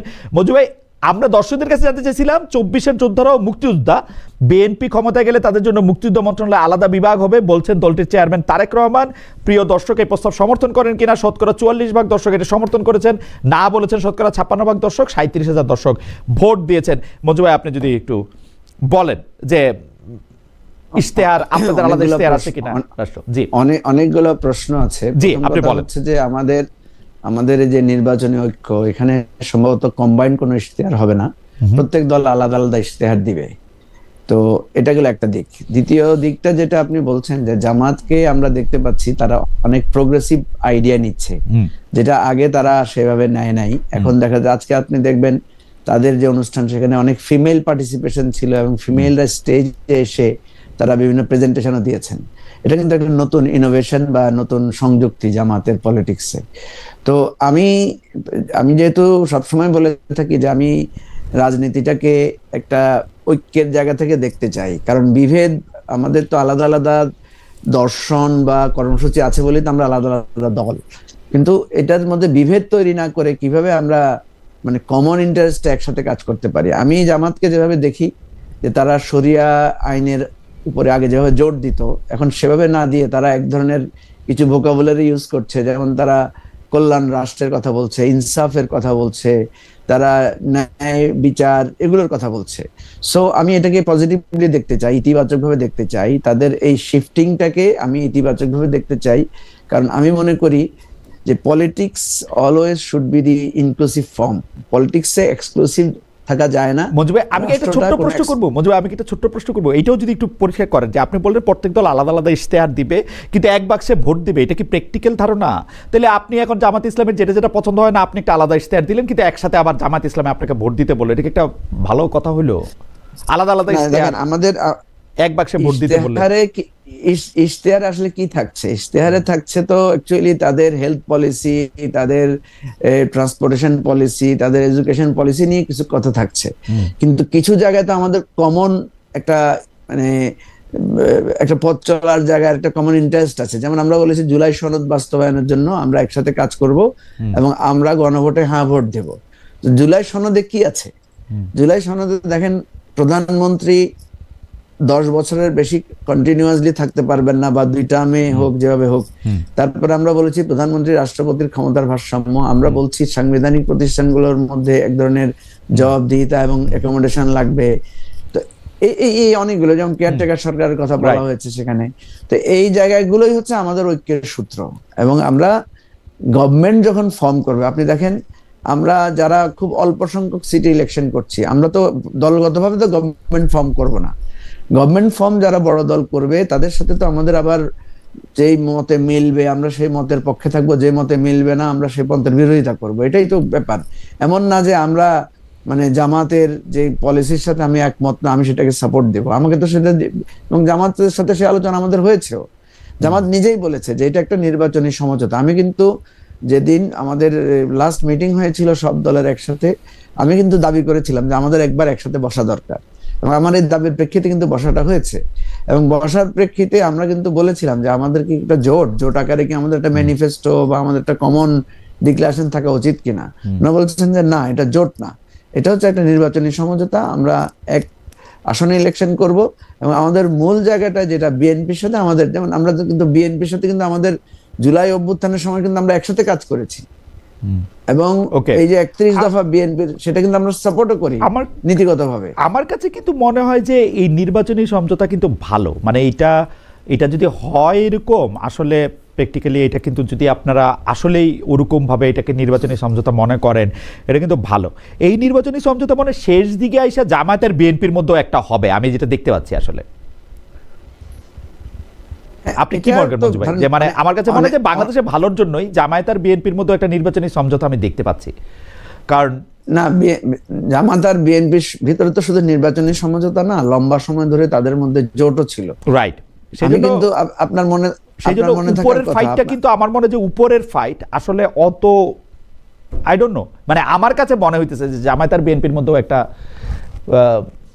না, জামাত আর বিএনপির মধ্যে একটা মিল আছে। দেখেন জামাত বিএনপি কিন্তু প্রথম থেকে বলেছে যে তারা একটা জাতীয় সরকার করবে ক্ষমতায় আসলে, এবং জামাতও কিন্তু একই কথা বলেছে জাতীয় সরকার করবে। তার মানে যদি আমরা জামাত এবং বিএনপির বাইনারির বাইরে যদি কোনো নির্বাচনী ফলাফল ভালো হওয়ার সম্ভাবনা না দেখি, তাহলে আমরা দেখতে পাচ্ছি যে আগামী দিনে একটা ন্যাশনাল গভর্নমেন্ট পেতে যাচ্ছি আমরা। এবং সেই ন্যাশনাল গভর্নমেন্টে যেটা কাইয়ুম ভাইয়ের সাথে আমি লিঙ্ক করছি কথাটাকে এইভাবে, কাইয়ুম ভাই সাথে আমাদের পার্থক্যটা কোথায়? আমরা কিন্তু একসাথেই পথ চলেছি। পার্থক্যটা এখানে যে কাইয়ুম ভাই অনমনীয়, আমরা কিছুটা নমনীয়। কাইয়ুম ভাই একা দাঁড়াতে পেরেছেন। আমরা মনে করছি যে আমরা দাঁড়াবো, কিন্তু লাইনটা লম্বা, যেহেতু আমাদের বন্ধুহীন হয়ে পড়েছি আমরা। আমাদের যাদেরকে নিয়ে আমরা দাঁড়াতে চেয়েছিলাম, বন্ধুরা যেহেতু একে একে সরে গেছেন, আমরা মনে করেছি যে এই নির্বাচনী কৌশল আকারে আমরা এই ট্রেন্ডটার মধ্যে থাকি, কিন্তু আমাদের রাজনৈতিক যে পথ চলা, আমাদের যে রাজনৈতিক ভিশন, নতুন রাজনীতি দাঁড় করানোর জন্য কিন্তু আমরা হতোদ্যম হয়ে যাচ্ছি না। আমরা কিন্তু আমাদের প্রচেষ্টা, লড়াইটা আমরা চালু রাখবো। আমার কাছে যেটা মনে হয় যে আপনার কথা ঠিক, জাতীয় সরকার আমরা পাইতে যাচ্ছি এনিওয়ে, মানে জামাত নেতৃত্বাধীন জোট ক্ষমতায় আসুক আর বিএনপি নেতৃত্বাধীন ক্ষমতায় আসুক, মানে এই ইলেকশনটা মানে হচ্ছে মাঝখানের চেয়ারটায় তারেক রহমান বসবেন নাকি শফিকুর রহমান সাহেব বসবেন, এই তো। আর তো মানে এই ইলেকশনের তো আর কোনো মানে নাই। এই মানে শব্দটা নিয়ে আমাদের একজন দর্শক বলছেন, মানে শব্দটা, আমিনুল ইসলাম ওনার নাম, মানে শব্দটা বিরক্তিকর পর্যায়ে পৌঁছে যাচ্ছে। উপস্থাপক মহোদয়, কথা কিন্তু আপনিই বেশি বলে যাচ্ছেন। অতিথিদের কথা নির্বিঘ্নে শুনতে পারছে না। মঞ্জু ভাই, নির্বিঘ্নে একটু বলেন, আমরা একটু কায়ুম ভাইকেও শুনি, আমাদের অতিথি আপনার কথা শুনতে চাচ্ছে। কিন্তু আমার কাছে মনে হয় যে বিএনপি আর জামায়াতের মধ্যে একটা সমঝোতা হতে যাচ্ছে এবং জাতীয় সরকার একটা হবে, এইটার জায়গায় যদি একটু বলেন। না, আমি কিন্তু বিএনপি জামাতের সাথে সমঝোতার প্রস্তাব দিয়েছিলাম। এবারে ভালো হতো বিএনপি আর জামাত মিলে যদি ওনারা আগে যেভাবে নির্বাচন করেছেন সেভাবে যদি নির্বাচন করতেন, আর আমরা নতুনরা যারা সবাই মিলে আমরা একটা আলাদা দাঁড়াতাম আমরা, তাহলে কিন্তু এই নির্বাচন নিয়ে যে অনিশ্চয়তা এবং যে ঝগড়াঝাটি এবং যে বিভেদ, এটা হতো না। এখন কিন্তু নির্বাচন কিন্তু সুষ্ঠু হবে কিনা এটা নিয়ে একটা শঙ্কা মনে হয় না মঞ্জু ভাই, প্রত্যেক ইলেকশনের আগে এরকম হয়। একটু না হইলে, আচ্ছা আপনি বলেন, জামায়াত আর বিএনপির মধ্যে সমঝোতার কথাটা যদি ওরা আগে আগে বলে দেয়, তাহলে এটা কি এই আওয়ামী লীগের ইলেকশনের মতো আমি আর জাতীয়, এটা ভালো হইতো না। এটা ভালো হইছে, এটা নির্বাচনের উত্তেজনা আছে। এবং এই ধারণাটা ভুল খালেদ ভাই, আমি আপনাকে বলি এই ধারণাটা ভুল। বিএনপি আর জামাত যদি একসাথে নির্বাচন করতো, নির্বাচনটা নিরপেক্ষ এবং শান্তিপূর্ণ হওয়ার ক্ষেত্রে বিভেদ থাকতো না, বাধা থাকতো না। তাইলে হতো কি, নতুন রাজনীতির উত্থানটা সহজ হতো।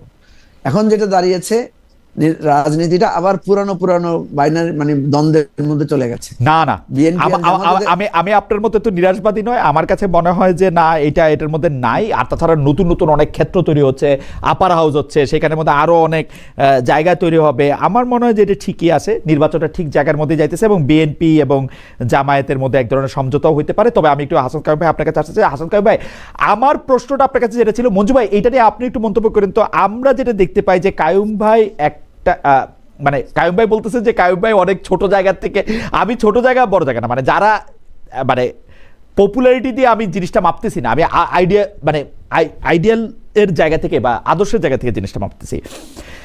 দেখেন, আপনারা একটা জড় বস্তুর সংস্কার করতে চাইতেছেন, যেটা হচ্ছে সংবিধান, যেটার মধ্যে হচ্ছে অনেকগুলি ভালো ভালো কথা। ফরদ মাজার ভাই দেখলাম এত বড় লেকচার দিতেছেন যে এটার নাম সংবিধান না হইয়া কেন এটা গঠনতন্ত্র হবে না, মানে এটা সংবিধান বলাই ভুল, মানে ইত্যাকার জিনিস। কিন্তু আমি দেখছি যে এইসব বই খাতা মানুষের জীবনে কোনো কাজে লাগে না। শেখ হাসিনার জীবনে সংবিধানের কোনো ভূমিকা নাই। ও সংবিধান দেখে মানুষ গুম খুন করেন নাই, উনি কিচ্ছু দেখেই কিচ্ছু করেন নাই। উনার যেটা যে সময় মনে হয়েছে ওইটা ওই সময় উনি এটা করছেন, এটার সাথে সংবিধানের কোনো সম্পর্ক নেই। বাংলাদেশের মানুষও যে বই খাতারে পাত্তা দেয় না। 90% মুসলমানের দেশে চুরি করা হারাম, ঘুষ খাওয়া হারাম, দুর্নীতি করা হারাম, অন্য মানুষের জমি নেওয়া হারাম। এইটার লেগে তো পুলিশ লাগে, তো ওইটা তো আর বই যে ঘরে আছে সেটা পবিত্র কোরআন শরীফ হোক, পবিত্র হাদিস শরীফ হোক, কোনো কিছু তো মানে না। সেই জন্য আমি করছি, বই খাতার সংস্কারের ব্যাপারে আপনারা যত সিরিয়াস হইলেন, এই সিরিয়াসনেসটা, জুলাই সনদ, সংবিধান সংস্কার, মানুষের সংস্কারটা কই আসলে, মানে ওইটার ব্যাপারে আপনি কি করলেন? আরেকজন দর্শক বলছেন, খালেদ ভাই কি বেশি আশা হতো বিএনপি জামাত ঐক্যের ব্যাপারে? আপনি খুব সার্কাস্টিক কথা বলছেন। আমি মানে আমার আশা হতো ওহাদিয়া, তো ভাই আমি কেন আশা হতো হইতে যাবো, আমি জিনিসটা বুঝতে পারলাম না। ও আচ্ছা, কেন আশা হতো এটা একজন বলছে, নির্বাচনে সাবেক প্রধানমন্ত্রী নাই দেখে উপস্থাপক মন ভীষণ ক্ষুণ্ণ, খুব ভালো হইতো উনি থাকলে, তাহলে নির্বাচন ভালো হইতো। যাই হোক, আমাকে না কায়েম ভাইকে, না এটা আমাকে বলছে নির্বাচনে সাবেক প্রধানমন্ত্রী নাই দেখে উপস্থাপক মন ভীষণ ক্ষুণ্ণ, মানে শেখ হাসিনা থাকলে আমি খুব খুশি হইতাম। ও বলছি, আমি একটু আপনি যে হাসাদ প্রশ্নটা কাইয়ুম ভাইকে করেছেন, বলতে বলি, হাসাদ কাইয়ুম ভাইকে একটু বলতে বলি যে সংস্কার যত বেশি বইখাতার তত বেশি মানুষের আসে কিনা, মানুষের সংস্কারের বিষয়ে ভাবনাটাও কিভাবে এটা হইতে পারে। না, এই বিষয়ে কাইয়ুম ভাইকে কিন্তু আমরা প্রথম থেকে সমালোচনা করতাম। না, কাইয়ুম ভাই একটু এবং বলুক, ঝগড়া তারপরে করতাম যে মঞ্জু ভাই, কাইয়ুম ভাই একটু বলুক, তারপর আপনি এর মধ্যে একটু পয়েন্ট আউট করেন। জি, আমাদের জি, মতো- জি কাইয়ুম ভাই। না, আমি আপনাদের এই যে প্রশ্নের যে স্পিরিট, এটার সাথে আমার কোনো পার্থক্য নাই, ভিন্নমত নাই। হুম। আপনি ধরেন একটা রাষ্ট্র তো বানাইছেন, একটা সরকার চালাবেন। হুম। এখন আপনার, আমি যেটা বলি যে ধরেন একটা আইন দিয়ে মানুষের একটা ধারণা হলো আইনের মাধ্যমে একটা ন্যায় বিচার হয়। এখন আইনটা নিজে যদি অন্যায়ের উপরে দাঁড়ানো থাকে, তাহলে আসলে এই আইনটা দিয়ে ন্যায় বিচার হবে না। এই আইনটাকে উপরে ফেলা হচ্ছে, তখন নির্বাচন ন্যায় বিচার করার জন্য একটা লাগবে। এরকম সংবিধান নিজে ধরেন একটা রাষ্ট্র পরিচালনা করে না, কিন্তু একটা রাষ্ট্রের মধ্যে অন্যায় অবিচার হইলে মানুষ, সংবিধানটা হওয়ার কথা তার আশ্রয়স্থল, সেইখানে গিয়ে তার অধিকারটার একটা জায়গা পাওয়ার কথা, এবং রাষ্ট্র তার এই অধিকারগুলিকে আসলে এনশিওর করার জন্য কতগুলি প্রতিষ্ঠান থাকার কথা। কিন্তু ব্যবস্থাটা যদি এরকম থাকে যে যে পাওয়ারে থাকে, আদালতও তার কাছে থাকে, সংসদও তার কাছে থাকে, প্রশাসনও তার কাছে থাকে, আইন শৃঙ্খলা বাহিনীও তার কাছে থাকে, বুদ্ধিজীবীও তার কাছে থাকে, তাইলে তো আসলে আপনাকে কোথায় কোনো না কোনো একটা জায়গা থেকে তো ঠিক করার কাজটা করতে হবে। সেই জায়গার মধ্যে আমরা বলছি যে প্রথমত আইনের জায়গাটা ঠিক করা, চিন্তা করা ভালো। আইনের জায়গা ঠিক করার চিন্তাটা যখন আপনি করেন, তখন এটা এরকম ভাবে আমি ভাবি না যে এটা দুইজন পণ্ডিত কিংবা আমি আর মঞ্জু মিলা এটা, কিংবা আলিরিয়াস মিলায়া আর একটা ভালো বই লিখে ফেল। আমরা এই বইটাকে উপলক্ষ করে কতগুলো জিনিস নিয়ে আলোচনা করি। আমি বলি যে তোমার এখানে জবাবদিহিতা নাই, তোমার সরকারের জবাবদিহিতা নাই। তার মানে আমি জবাবদিহিতার সংস্কৃতিটার পক্ষে বলি। আমি যখন বলি যে আসলে এই ক্ষমতাটার মধ্যে ভারসাম্য নেই, তখন আমি একটা গণতান্ত্রিক সমাজে ভারসাম্যটা কিভাবে আনা যায় সেটার পদ্ধতি নিয়ে কথা বলি। আমি আদতে তো রাজনীতিটাই করি, কিন্তু কথা ছিল যে কি কি পরিবর্তন করবে মানুষ, এটার জন্য প্রথমে আসলে মানুষের সাথে আলাপ করতে হবে। মানুষ যে আকাঙ্ক্ষাটা ব্যক্ত করে, এইটাকে আসলে নিতে হবে পণ্ডিতদের কাছে, যে সংবিধানের কোন ভাষার সাথে এটার আসলে কোথায় সংঘাত, এটাকে কিভাবে ঠিক করা যাবে। আমাদের পণ্ডিতরা যারা ধরেন এখন আলী রিয়াজ থেকে শুরু করে অন্যদের কথা বলি, তারা এসে আসলে মানুষের সাথে আলাপ না করে কয়েকজন রাজনীতিবিদের সাথে উকালতি শুরু করছে, এবং উকালতি আলাপ দিয়ে ধরেন সংবিধান সংস্কার করতে গেছে। সেই জন্য আপনার ধারণা আমার উপরে দায়টা এসে পড়ছে। আমরা ভাই এটা শুরু করতে চাই নাই, আমরা এটা ভিন্ন করি না। আমি মনে করি না যে বই খাতা, বই খাতা মানুষের চাইতে বড় জিনিস, কিংবা বই খাতা ঠিক করলে মানুষের জীবন ঠিক হয়ে যায়। কিন্তু বই খাতার এখানে একটা উল্লেখযোগ্য ভূমিকা আছে। বই খাতার মধ্যে যদি ভুল থাকে, একটা বাচ্চা যদি বই খাতা পড়ে চলে, তাকে আসলে শোধরানো খুব কঠিন। না, ভুল তো না কাইয়ুম ভাই, ভুল তো না। আমরা সংবিধানে আমরা দেখছি যার যে সময়, যেই সরকার যেই সময় ক্ষমতায় ছিল, তার যার যতটুক প্রয়োজন ওটুক প্রয়োজনে সংবিধান চেঞ্জ করে ফেলছে। এটা আমি বলি যে এখানে পাওয়ারটা এরকম, এখানকার পাওয়ারটা মানে একদম কলোনিয়াল পাওয়ার ছিল এরকম। আপনি এগুলি লম্বা আলাপ আপনার টক শোতে করলে আপনি এলাও করবেন না। এইখানে ধরেন ব্রিটিশরা এসে সে সরকার শুরু করছে হচ্ছে তার আমলাদের দিয়ে, আমলারা ঠিক করছে নির্বাচন, আমলারা নির্বাচিত প্রতিনিধি আনছে, গভর্নর ঠিক করছে পার্লামেন্ট কয়দিন বসবে, সেই স্ট্রাকচারটা আপনি রাখছেন। এখন এইটাকে আপনি একটু, আপনি 2 বার স্বাধীন হয়েছেন, আপনি স্বাধীন নাগরিকের মতো করবেন না? অ্যাবসলিউটলি। এইটুকু বলা, যদি আপনি বলেন যে আমি বই খাতার কথা বলি, তাহলে আপনি 400 বছর 300 বছরের ইতিহাসটাকে আপনি মনে করবেন যে আমি নাই করে দিচ্ছি। সেইটা ঠিকই আছে। যাই হোক, আমরা একটু মঞ্জু ভাইয়েরও এটার থেকে একটু শুনবো। তার আগে আমাদের একজন দর্শক উনি বলতেছেন যে আপনি আলাউদ্দিন আলো সিটিজি 24 মানে আমাকে বলতেছেন যে আপনি প্রতিদিন শেখ হাসিনার বিরুদ্ধে না বললে জমে না, তাই না খালেদ ভাই? মানে ঘটনা হচ্ছে যে একজন বলতেছে যে শেখ হাসিনার জন্য আমার মন খারাপ লাগছে, আরেকজন বলতেছেন যে শেখ হাসিনার কথা না বললে জমে না।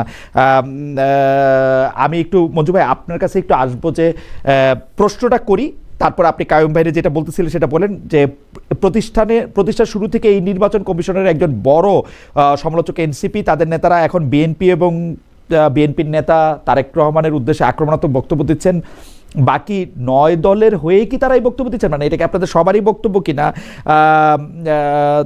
মানে বিএনপির প্রতি ইসির পক্ষপাতমূলক আচরণের কথা আমরা এরকম শুনতেছি, নির্বাচন বয়কটের কথা শুনতেছি তাদের নির্বাচন পরিচালনা কমিটির জায়গাতে। আপনার এটা কি মনে হয়?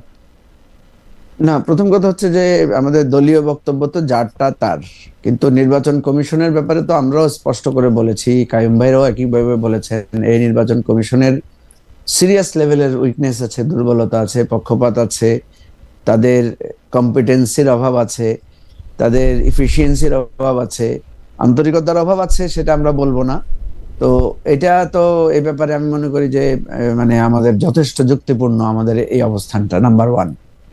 নাম্বার টু হচ্ছে বিএনপির ব্যাপারে আমাদের ক্রিটিসিজম আছে। ক্রিটিসিজমের ব্যাপারে আমি সবসময় বলি যে বিএনপি দীর্ঘ 15 বছর বা 17 বছর ধরে গণতান্ত্রিক আন্দোলনে ছিল, অনেক ত্যাগ স্বীকার করেছে, অনেক সিরিয়াস লেভেলের নির্যাতন নিপীড়ন ভোগ করেছে, তাদেরকে জেলে যেতে হয়েছে। কিন্তু ঠিক একইভাবে জামাতেরও একই রকম পরিস্থিতি হয়েছে, এবং ওনারা দুটো দলেরই কিন্তু এই গণ অভ্যুত্থানে বিরাট ভূমিকা আছে। সুতরাং যেটা পজিটিভ সেটা আমি কেন বলবো না? বিএনপির লোকেরা যে আন্দোলনের ইতিহাস সৃষ্টি করেছে, আপনার নদী সাঁতরে পার হয়েছে, আগের দিনে সে বিছানা পেতে তারা লক্ষ লক্ষ হাজার হাজার মানুষ তারা অবস্থান নিয়েছে, এগুলো তো সত্য। আবার একইভাবে অভ্যুত্থান পরবর্তীতে যে বিএনপিকে আমরা দেখছি, বিশেষ করে আমরা সংস্কার কমিশনে খুবই হতাশ হয়েছি আমরা যখন দেখলাম যে 31 দফার ধরে যখন আমরা আলোচনা করি, বিএনপি সেখানে নোট অফ ডিসেন্ট দেয়, তখন আমাদের কাছে মনে হয়েছে যে বিএনপির কাছে প্রিঅকুপাইড একটা ধারণা তৈরি হয়েছে যে তারাই ক্ষমতায় আসবে, এবং তারা ক্ষমতায় আসলে তাদের ক্ষমতা পরিচালনার ক্ষেত্রে যাতে বাধা না আসে সেজন্য তারা সংস্কারের ব্যাপারে আমরা দেখলাম যে তারা আগ্রহী না। এবং প্রত্যেকটা ক্ষেত্রে যেগুলো গুরুত্বপূর্ণ ইস্যু ছিল, জামায়াতের মধ্যে দেখলেন না, জামায়াত উপরের কক্ষে নিচের কক্ষে দুই কক্ষে পিয়ার না হইলে ইলেকশনে যাবে না, সেটা বলছিল যে হ্যাঁ, এটা আমি তো বলেছি যে জামাতের সাথে মানে এই নিচের জায়গাটা কক্ষে আমাদের- পিয়ারের প্রশ্নটা আসলো কোত্থেকে? মানে এটা তো মানে এর চেয়ে মানে কি বলবো, এর চেয়ে হাস্যকর প্রস্তাব তো আর একটা হইতে পারে না বাংলাদেশের বর্তমান না, না। প্রেক্ষাপটে। নিচের কক্ষে পিয়ারের কথা না যেটা না জামাত বলছিল। না না না, আমি আপনাকে বলি খালেদ ভাই, এই নিম্ন কক্ষে পিআর এর ব্যাপারে কিন্তু সিপিবি ছিল pioneer, and then Jamaat and Islami Andolan. আমরাও কিন্তু ইন প্রিন্সিপাল পিআর এর পক্ষে। দেখেন, পিআর কিন্তু একটা সিরিয়াস পর্যায়ের রিফর্ম, কিন্তু আমরা এই সময়ে এসে এরকম একটা ভোলাটাইল সিচুয়েশনে, বাংলাদেশে যেখানে গণতন্ত্রের ভিত তৈরি হয় নাই, শিক্ষার হার কম, বাংলাদেশে এখন একটা সুষ্ঠু নির্বাচনেরই আমরা মানে ধারা তৈরি করতে পারি নাই, সেই অবস্থায় আমরা মনে করি ম্যানিপুলেশন যদি আপনার নির্বাচনে থাকে, সেটা তো পিআরও ম্যানিপুলেশন সম্ভব, পিআরও ম্যানিপুলেশন হবে। না না, So, পিআরএ আমরা ম্যানিপুলেশন তো ডাইরেক্ট ভোটিং এর থেকে বেশি হবে। আপনি তো সেন্ট্রাল থেকে ঠিক করে বেশি- দিচ্ছেন যে কোন 150 জনের নিয়ে আপনি যাবেন সংসদে। না না, এগুলো নিয়ে ফরমেশন নিয়ে নানা রকমের ফরম্যাট আছে, আমরা ওই বিতর্কে যাব না, কারণ এগুলো নিয়ে লম্বা বিতর্ক করে ফেলেছে আমরা। আপনি নিজেই এইটা নিয়ে অনেক ভিতর, আমি বলতেছি যে সংস্কার নিয়ে যেটাতে আপনারা জামাতে ইসলামের উপরে অনেক বেশি আস্থা রাখলেন, বা এনসিপি যেটা বললো সংস্কারের প্রশ্নে এটাতে গেলেন, এইটা আসলে যুক্তির ধোপে টিকবে কিনা আমি জানি না। বরং দর্শকদের মধ্যে কেউ কেউ বলতেছেন যে মঞ্জু ভাই আগে থেকেই, এবি পার্টি আগে থেকেই জামায়াতের একটা ছায়া দল হিসাবে আসলে আত্মপ্রকাশ করেছে বা ছিল, সেইটাই হয়তো ঠিক। কেউ কেউ বলতেছেন যে এনসিপি শুরু থেকেই আসলে জামাত ইসলামের সাথে যাওয়ার জন্য ছিল, সেইটাই হয়তো ঠিক। আবার এর উল্টাটাও ঠিক হইতে পারে না সেটা।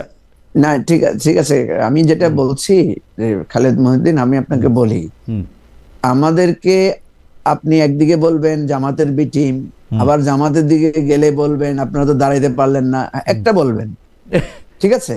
না, আপনি বলবেন যে আপনি জিরো, আবার বলবেন আপনি মাঝখানে দাঁড়াইতে পারলেন না কেন? সেদিন আমি যখন পাবলিকলি অ্যাপোলজি চেয়েছি যে আমরা এই যে মাঝখানে দাঁড়াতে পারলাম না, আমরা এই জন্য আমরা দুঃখিত, এবং এটার জন্য রাষ্ট্রের রাজনৈতিক কালচারের দায় অবশ্যই আছে, কিন্তু আমাদের দায়টা বেশি।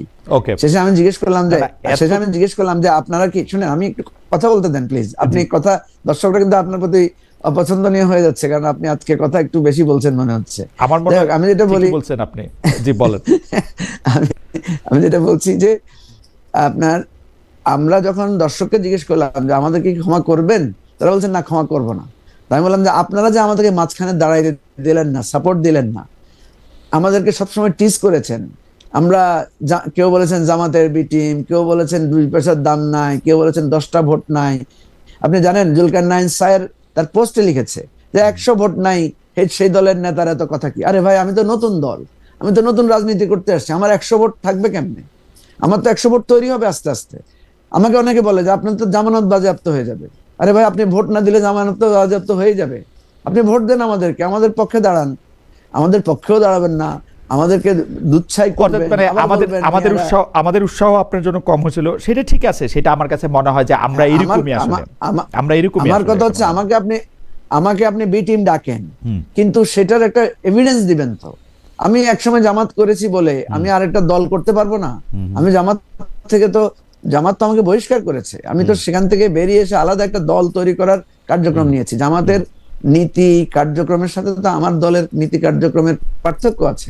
তাহলে আপনি যদি বলেন যে আপনি আগে ওই দল করেছেন বলে আপনি বি টিম, হুম। আবার আপনি তাহলে কাইম ভাই তো আগে আগে এক দল করেছে, তাহলে কি ওনাকে সে বি টিম বলবেন? হুম। আপনি বাংলাদেশে বড় বড় বিখ্যাত লোকেরা অনেকে আগে একটা দল করেছে, জিয়াউর রহমান তো বাকশালের সদস্য হয়েছিলেন, অন্যায়? হুম।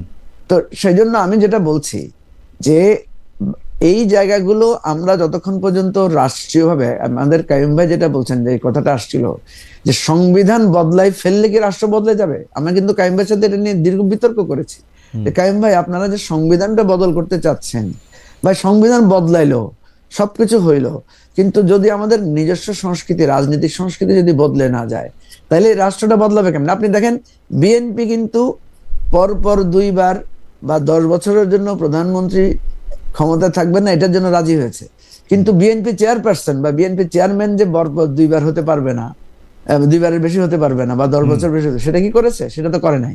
সুতরাং রাজনৈতিক দলগুলোকে সংস্কার করতে হবে। না, এবি সেটা তো পার্টি সেটা তো আরো অনেক বড় আলোচনা। আমার কাছে মনে হয় যে রাজনৈতিক দলগুলিও মানে দলের নেতৃত্ব কিভাবে চাইবে সেটা নিয়ে আসলে অনেক কথা বলতে পারে। আমি একটু মঞ্জু ভাই আপনাকে ধন্যবাদ দিই। আমি একটু হাসান কাইমের কাছে একটু যেতে চাই। অরিন্দম ওহি উনার মন্তব্য এরকম, খালেদ মহিউদ্দিন এত ডিফেন্সিভ কেন? তার কি মনের ভিতর কোনো গিল্টি ফিলিং আছে? আগের সময় নিয়ে মজাই লাগে তার উতলা হওয়া। ভাই আমি আপনাদের পরিষ্কার বলি, আমি সাংবাদিকতা করি এখন 28 বছর। আমার 28 বছরে কোনো কর্মকাণ্ড নিয়ে আমার কোনো গিল্ট ফিলিং নাই। এগুলির প্রত্যেকটা ডিজিটাল ফুটপ্রিন্ট আছে, প্রত্যেকটার হচ্ছে আপনি খবরের কাগজে এগুলি দেখতে পারবেন এবং দেখতে পারবেন যে আমার অবস্থান আসলে কী ছিল। এগুলি মানে আমি আসলে বেছে বেছে যারা আমি এঙ্গেজ হই, যারা আমার নিন্দামন্দ করেন তাদের সঙ্গে, বাট দ্যাটস মাই পয়েন্ট আর কি। হাসান কাইম ভাই, আমি আজকে আমরা বিএনপির শীর্ষ নেতা মানে দ্বিতীয় শীর্ষ নেতা আমরা যাকে বলি, যেন মির্জা ফখরুল ইসলাম আলমগীরের বক্তব্য যদি সরাসরি কোট করি, তিনি বলতেছেন এই নির্বাচনে নির্ধারিত হবে যে এই দেশ কি লিবারেল ডেমোক্রেটদের হাতে থাকবে। আমি আসলে এগুলি মানে বুঝি না এইসব সংজ্ঞায়নের।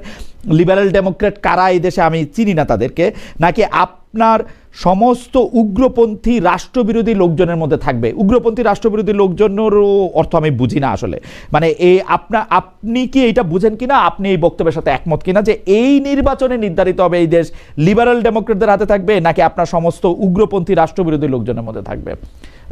হাসান কাইম ভাই, আপনি যদি আমাদেরকে একটু বুঝতে সাহায্য করতেন।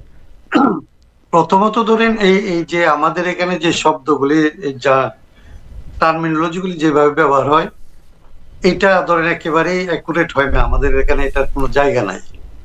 তো আমি যেটা বুঝি যে আমাদের দেশের মানুষ তাহলে বুঝে কিভাবে আমাদের লোকদেরকে।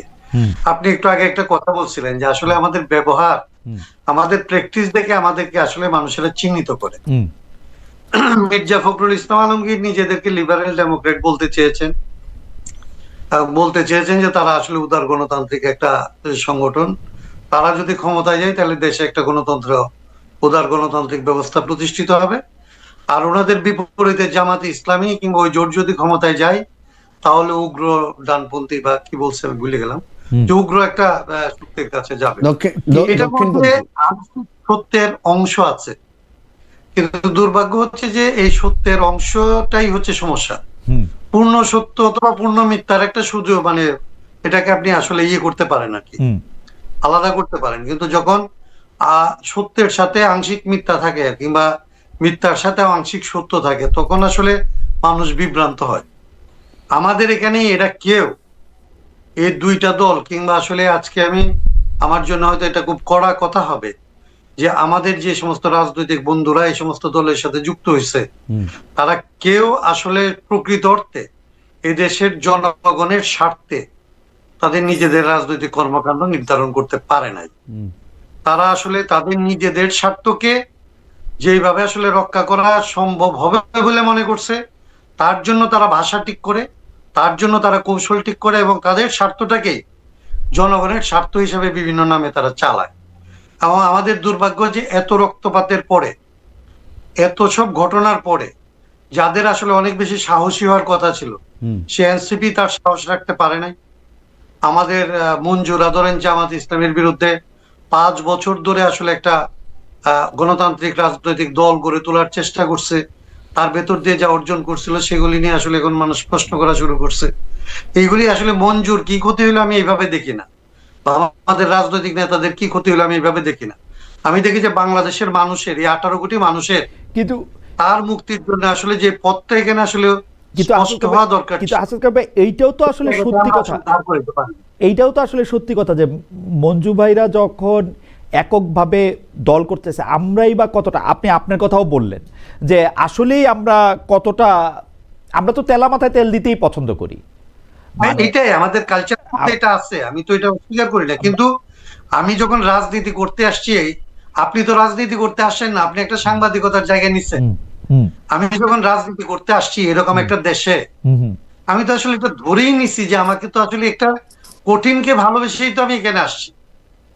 আমি যদি আশা করি যে বিএনপির মতো আসলে একটা সুবিধাজনক, এবং বিএনপিও তো ধরেন গত 17 বছর সুবিধাজনক অবস্থায় ছিল না, তা আমি যদি আশা করি বিএনপির চাইতে একটা সুবিধাজনক জায়গায় আমি থাকবো, এবং তারপরে আমি দেশের মানুষের স্বার্থ রক্ষা করব, এবং এটা হয়ে যাবে, মানুষ এতটাই শিক্ষিত হয়েছে, মানুষ এতটাই সভ্য হয়েছে, তাইলে আমার তো রাজনীতি করার প্রয়োজন ছিল না আসলে। ওকে, আমি তো স্যাটিসফাইড থাকতাম ওই সোসাইটি নিয়ে। আমি ওই সোসাইটিতে আসলে নাটক লিখতাম, আমি ওই সোসাইটিতে হয়তো গান লিখতাম, আমি হয়তো বাচ্চাদের সাথে আসলে নিরাপদ জীবন যাপন করার জন্য সময় কাটাতাম। না আমি কিন্তু তো এটা নিতে বাধ্য হই যখন আমি দেখছি যে আসলে আমার দেশের মানুষের আসলে নিরাপত্তা নাই। 18 কোটি মানুষের নিরাপত্তা নাই যে দেশে, সেই দেশে তো আমি মনে করছি আমার নিরাপত্তাকে বিঘ্নিত করে হলেও সেটাকে আসলে রক্ষা করার পথ তৈরি করতে হবে। ওকে, কারণ আপনাকে ধন্যবাদ। আমি মানে মেঘে মেঘে অনেকখানি বেলা পার হয়ে গেছে, আমি শেষ প্রশ্নটা করি মঞ্জু ভাইকে, কায়ুম ভাইয়ের জন্য আমার অন্য প্রশ্ন।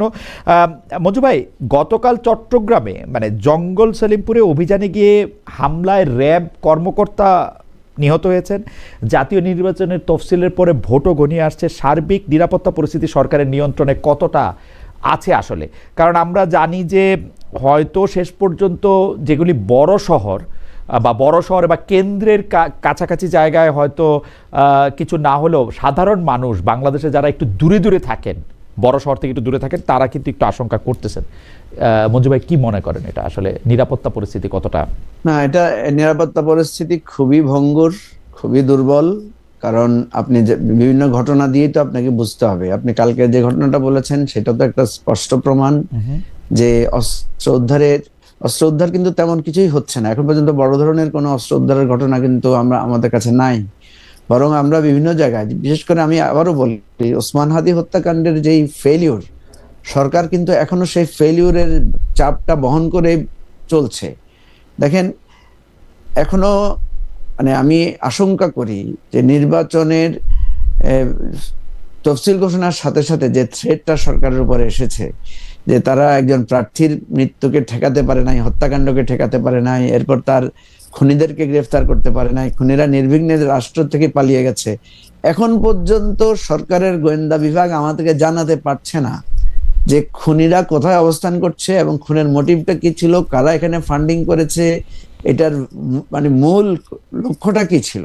ওসমান হাদিকে হত্যা করে কি এখানে নির্বাচন ভণ্ডুল করতে চেয়েছিল, নাকি আমাদের যে প্রতিবাদী কণ্ঠ সেগুলোকে বন্ধ করে দিতে চেয়েছিল, নাকি মানে এটার সাথে কোনো শুধু কি জাতীয় শক্তি না আন্তর্জাতিক শক্তি সংযুক্ত আছে? আমি জনাব শহীদ ওসমান হাদির ব্যাপারে আমি একটা দেখি যে উনি কিন্তু আসলে সমালোচনা আপনাদেরও করেছেন, মানে জামায়াতে ইসলামী, এনসিপি, বিএনপি, এই জুলাই যোদ্ধা নামের যারা শার্ট গায়ে দিতে পারতেন না, আজকে অনেক দামি কাপড় গায়ে দিচ্ছে, মানে উনি কিন্তু স্পেসিফিক অনেকগুলি বিষয়ে অনেক সমালোচনা করেছেন। কিন্তু ঘটনা হচ্ছে যে আমরা যখন দেখি যে এমনকি এই শহীদ ওসমান হাদির মৃত্যুটাকেও আসলে ক্যাশ করার চেষ্টা করা হচ্ছে, সেইটাও কিন্তু আমার কাছে খুব একটা মানে খুবই অরুচিকর এবং খুব অনুচিত কাজ মনে হয়। না, আপনি শুনেন, আমার কথা হচ্ছে কাউকে আপনি ক্যাশ করতেও দিবেন কেন? আর সরকারের কাজ কি? সরকারের কাজ তো হচ্ছে যে এটার একটা সুষ্ঠু, আজকে ক্যাশ করার প্রশ্ন আসতেছে কেন? আপনি যদি আজকে ধরতে পারতেন, আজকে যদি বিচারের আওতায় আনতে পারতেন, আজকে যদি আপনি এটার, কারণ আপনি দেখেন খুনিরা তো এইভাবেই মানে প্রশ্রয় পায়। ওসমান হাদি হত্যার কোনো কিছুই হলো না, তাহলে কালকে তো আরেকটা ঘটনা ঘটবে, পরশুদিন আরেকটা ঘটনা, এবং ঘটছে তো আপনার ঘটছে তো সেই ঘটনা। কথা হচ্ছে যেখানে আপনি ঘোষণা করছেন যে ইলেকশন শুরু হয়েছে 3 স্তরের নিরাপত্তা, সেখানে নিরাপত্তার কোনো বালাই নাই। এখনো আমি আশঙ্কা করি নির্বাচনের যখন প্রচার প্রচারণা শুরু হবে পরশুদিন থেকে, বিভিন্ন ভাবে কিন্তু নানা ধরনের সন্ত্রাসবাদী ঘটনা ঘটবে। আপনাকে তো আমি উল্লেখ করেছি, আমাদের দলের সেক্রেটারি ফুয়াদকে যখন তার একটা বক্তব্যের জন্য সেখানে বিএনপির লোকেরা নানাভাবে ঘেরাও করেছে, আপনি কি দেখেছেন সেখানে কারোর বিরুদ্ধে কোনো মামলা হয়েছে বা কাউকে গ্রেফতার করতে পেরেছে? কাউকে করা হয় নাই। তো এই যে বিষয়গুলো প্রতিনিয়তই ঘটছে, এখানে অত্যন্ত পরিষ্কার যে আইন শৃঙ্খলা রক্ষা, অস্ত্র উদ্ধার, আসামিদেরকে গ্রেফতার, নানা জায়গায় আমরা নানা ধরনের দুর্বলতা দেখতে পাচ্ছি। এবং আমরা দেখছি, আজকেও দেখলাম চিফ অ্যাডভাইজার 3টা দলের নেতাদেরকে নিয়ে তিনি বিভিন্ন জায়গায় পরিদর্শন করছেন। এই জিনিসগুলো আমার কাছে মনে হয় যে এটার চাইতে গুরুত্বপূর্ণ হচ্ছে যে এই দলগুলোর মধ্যে বিভেদ কমানো এবং নির্বাচনটাকে সুষ্ঠুভাবে করা। নির্বাচন খুব উৎসব মুখর পরিবেশে করার জন্য যেই প্রচেষ্টা, তার চাইতেও বেশি দরকার হচ্ছে নির্বাচন যাতে শান্তিপূর্ণ, সুষ্ঠু, নিরাপদে হয় এবং মানুষ যাতে তাদের ভোটটা দিতে পারে এবং কেউ যাতে কারো বিরুদ্ধে কোনো অভিযোগ তুলতে না পারে, এরকম একটা নির্বাচন ব্যবস্থা করা একান্ত দরকার। আমি একটু হাসান কাইম ভাই আপনার কাছে এই প্রশ্নটার একটু লেজ হিসেবে বলি যে আমি মঞ্জু ভাইয়ের সাথে একদম একমত যে কোনো একটা দুর্ঘটনার একদম প্রকাশ্য দিবালোকের মধ্যে ঘটছে, কিন্তু এটা দুর্ঘটনা না, একটা হত্যাকাণ্ড, হত্যা চেষ্টা প্রকাশ্য দিবালোকে ঘটছে। বাংলাদেশের প্রতি 500 মিটারের মধ্যে আমরা শুনছি যে পুলিশের সিসি ক্যামেরা আছে, অন্যান্য সিসি ক্যামেরাও আছে। সেই সিসি ক্যামেরাতে আমরা দেখতেও পাইছি যে এটা কি হয়েছে। তারপরে তার পলায় যাওয়া, এখন পর্যন্ত মোটিভ আবিষ্কার করা না পারা, এক এক সময় এক এক রকম একটা বয়ান আসা, আর এইটাকে কাভার আপ করার জন্য সরকার হচ্ছে হাদির বড় ভাই ওমর হাদিকে যুক্তরাজ্যের বার্মিংহামে 2য় সচিব হিসেবে নিয়োগ করা। মানে এগুলি আসলে মানে আপনি নিরাপত্তার জায়গাটা থেকে আপনি নিশ্চিত করতে পারলেন না, আপনি কম্পেনসেট করতে যাচ্ছেন। মানে এইটা কিরকম আসলে যদি বলতেন একটু কাম ভাই। এটা দুর্ভাগ্যজনক, এবং এগুলি আমি বারবার যেটা বলি যে আবারও ধরেন এই প্রশ্নটাই আসে যে এই কাজগুলি আমরা এর আগে দেখছি। এই কাজগুলি আসলে একটা দলীয় সরকার অনেক সময় আমরা দেখছি যে পরিকল্পিতভাবে এই কাজগুলি করছে।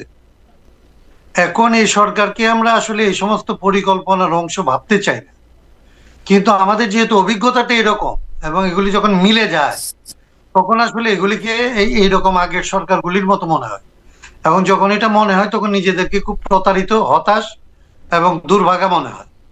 আমরা বাংলাদেশটাকে আসলে রক্ষা করতে পারছি না। বাংলাদেশের জন্য যেই পথে যাত্রা করার কথা, রক্ষা করা তো দূরের কথা, যে পথটায় যাত্রা করার কথা, যাদেরকে সেই যাত্রায় আসলে আমরা পাবো বলে মনে করছি সাথে, তাদেরকে সেই পথে পাচ্ছি না, আমরা যাত্রাটা করতে পারছি না। এবং আমরা খুবই ভয়ের মধ্যে দিয়ে আসলে সামনে এগোচ্ছি যে আমাদের জন্য আরো বড় কোনো বিপর্যয়কর জিনিস অপেক্ষা করছে কিনা। এবং এই নির্বাচন এই জন্যই আমি মনে করি যে একটা অ্যাকসেপ্টেবল নির্বাচন হওয়া দরকার, যাতে আসলে এই ক্রাইসিসটা প্রলং না করে, এটা প্রলম্বিত না হয়, আমরা যেন এখান থেকে বেরোনোর পথটার দিকে আবার মুখ করতে পারি। কিন্তু এখন আমাদেরকে আগে একেবারেই একটা ধরেন তুচ্ছ অবস্থার মধ্যে দিয়ে যেতে হচ্ছে যে এই নিরাপত্তাহীনতা এমনকি আগের সরকারের মধ্যে এইভাবে ছিল না, আরেকভাবে ছিল।